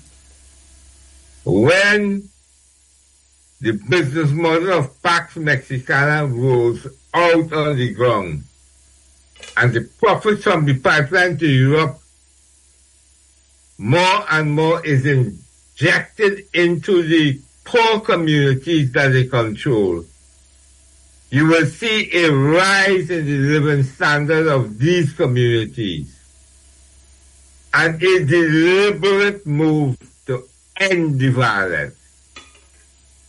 That is the Mexican way. And you will now see appearing in the poor communities notice for violence in northern Jamaica. You will start to see the appearance of ghetto tourism. That is the business model, where we open the ghettos to tourism, ghetto tourism. The model is the favelas of Rio de Janeiro. Look for the change, and you will see the change coming gradually on the ground. Right now in Trinidad and Tobago, the beating heart of Yangan in Trinidad is dead quiet as the economic model is being rolled out on the ground. You all is going to get it even more potently because you all have a tradition as a tourist island. Trinidad and Tobago does not have it. We have it once a year in Trinidad with Carnival. You're going to see the change, my sister, drastically and dramatically, because the Colombian dons care nothing about the welfare of the communities they command. They believe in violence as the means to keep order. You know, when you talk about... Yes, the next thing is going to happen. Areas under the control of Pax Mexicana is going to adopt with the rollout of the business model of Pax Mexicana. They are going to adopt a different attitude to politics and political participation. The tribe days finish. They will now vote strategically in their interest. Look at the dramatic change in the politics of Mexico. Look at the dramatic change in the politics of Colombia, to the extent where the last Colombian presidential election, they had to steal the election from the left-wing candidate. Because wherever Pax Mexicana took control in Colombia and Mexicana and rolled out their social model, the people now are voting cognitively for their benefit. No longer can you come and coerce me and threaten me or bribe me to vote for you. The question now in those two countries are, what have you done for me lately? That is when you see the change in Jamaica. It is altogether a frightening situation because it's as if it's all coming to a head. And it is not because Dr. Figueres has come into the space to say this, is that while we are arguing here on the island about which political party is responsible for Cooper's Pen and the demolition of houses on Cooper's Pen, and who is responsible for moving the people of Sanko Beach, and we're fighting for access to land and access to water and access to so on and so forth. Jamaica is rolling out a blanket security apparatus that's the most comprehensive that I've ever seen as a journalist and as a Jamaican, that is as close to slavery and colonialism that we've ever got. You know, it's totally against everything that we know and everything that we believe when you think about sovereignty. But when you fit that into a wider geopolitical context, and you hear the conversations on transnational organized crime and the conversations on, access to the maritime routes and ports, and all of it is being rolled into one. And so the question becomes, who owns all the little pieces of it? Who controls the data? Who owns the port? Who's making these decisions? Who's a puppet master or puppet masters, if you will? And how many of us are puppets in this broad ecosystem? Well, what the people of Jamaica must understand is that with the arrival of Pax Mexicana in Jamaica, the drug trafficking oligarchs of Jamaica are displaced. Pax Mexicana poses a grave threat then to that segment of the Jamaican social order. And what does that mean in real terms? I mean, how will Jamaica be impacted by that? Well, the reason for your wealth and the power you wield in an island in the Caribbean, whether it be Jamaica or Haiti or Dominican Republic, is connected to your drug trafficking. But it was drug trafficking to America that made them rich. Now they have to go to Europe because the American market for cocaine has collapsed. But how can they go to Europe and not engage with Pax Mexicana? Because remember, they are not vassals of Pax Mexicana, they are vassals of the Colombian Dons. And when Pax Mexicana ends up in the north of your country, what happens, my sister? And they reach home? What do you think Haiti is what it is today? I'm looking at you, Dr. Figueres, because we see this playing out already on the island, And this is why I'm so silent, and especially in the north of the island, as you keep pointing to the north of the island. And Pax Mexicana is in the north of Haiti. That is deliberate. It's an interesting situation. And that is an understatement of the century in terms of where we go from here. Because on the one hand, we're getting this rhetoric from the United States that they're going to be blowing boats out of the ocean. And they have been doing that. And you wonder who are in these boats. We're finding out now that a lot of them weren't even carrying drugs. They were just fishermen in the ocean. But this is how they're posturing. So with that from Hextet and this new military operation, and Jamaica saying that this is why we're doing this, I hear you saying that that is smoke and mirrors. Yes, totally relevant.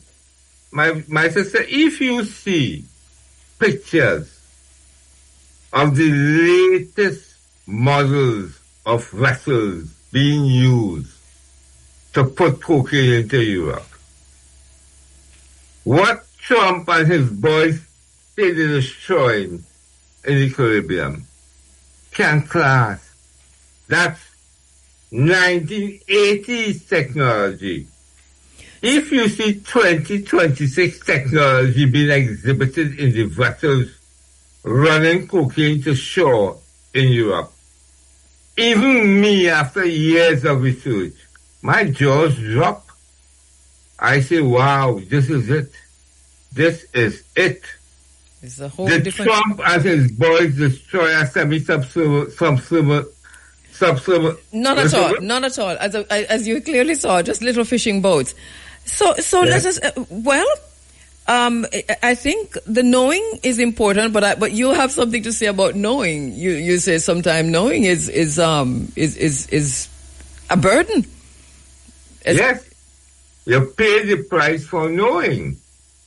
Because I am a sociologist by training. I love sociology. And incidentally, it was a Jamaican who steered me into criminology, Dr. Kenneth Price. That's the second time his name is being mentioned here. Very interesting. Yes, two different. My interview before you talked about... Yes. So you now understand my intense love for Jamaica. And it was a Trinidadian, our sister, Dr. Audra Dipty, who mentioned Kenneth Price earlier this morning. Yes. Sure, yes. Dr. Kenneth Price, as a young man in his 70s, steered me into criminology. So this is synchronicity. We're going to have to pay some attention to Dr. Kenneth Price. Yes. My brother, Dr. Darius Figueres, we are watching as this unfolds. I hope that Jamaica is able to pull back from wherever we're heading in terms of international organized crime. But everything that you've said over the last two years, and just as you've predicted, it's all coming through, and many of them have come through already. We're still on that trajectory. So I'm optimistic, but also very cautious in that optimism. My position is this, my sister. You cannot depend upon Massa to solve a problem which he cannot solve and did not solve in his own home world. So when I watch the strategies Massa is using in the Caribbean, Massa is not here to stop no illicit trades. He is here to recolonize the Caribbean. Yes. He's calling it now guidance.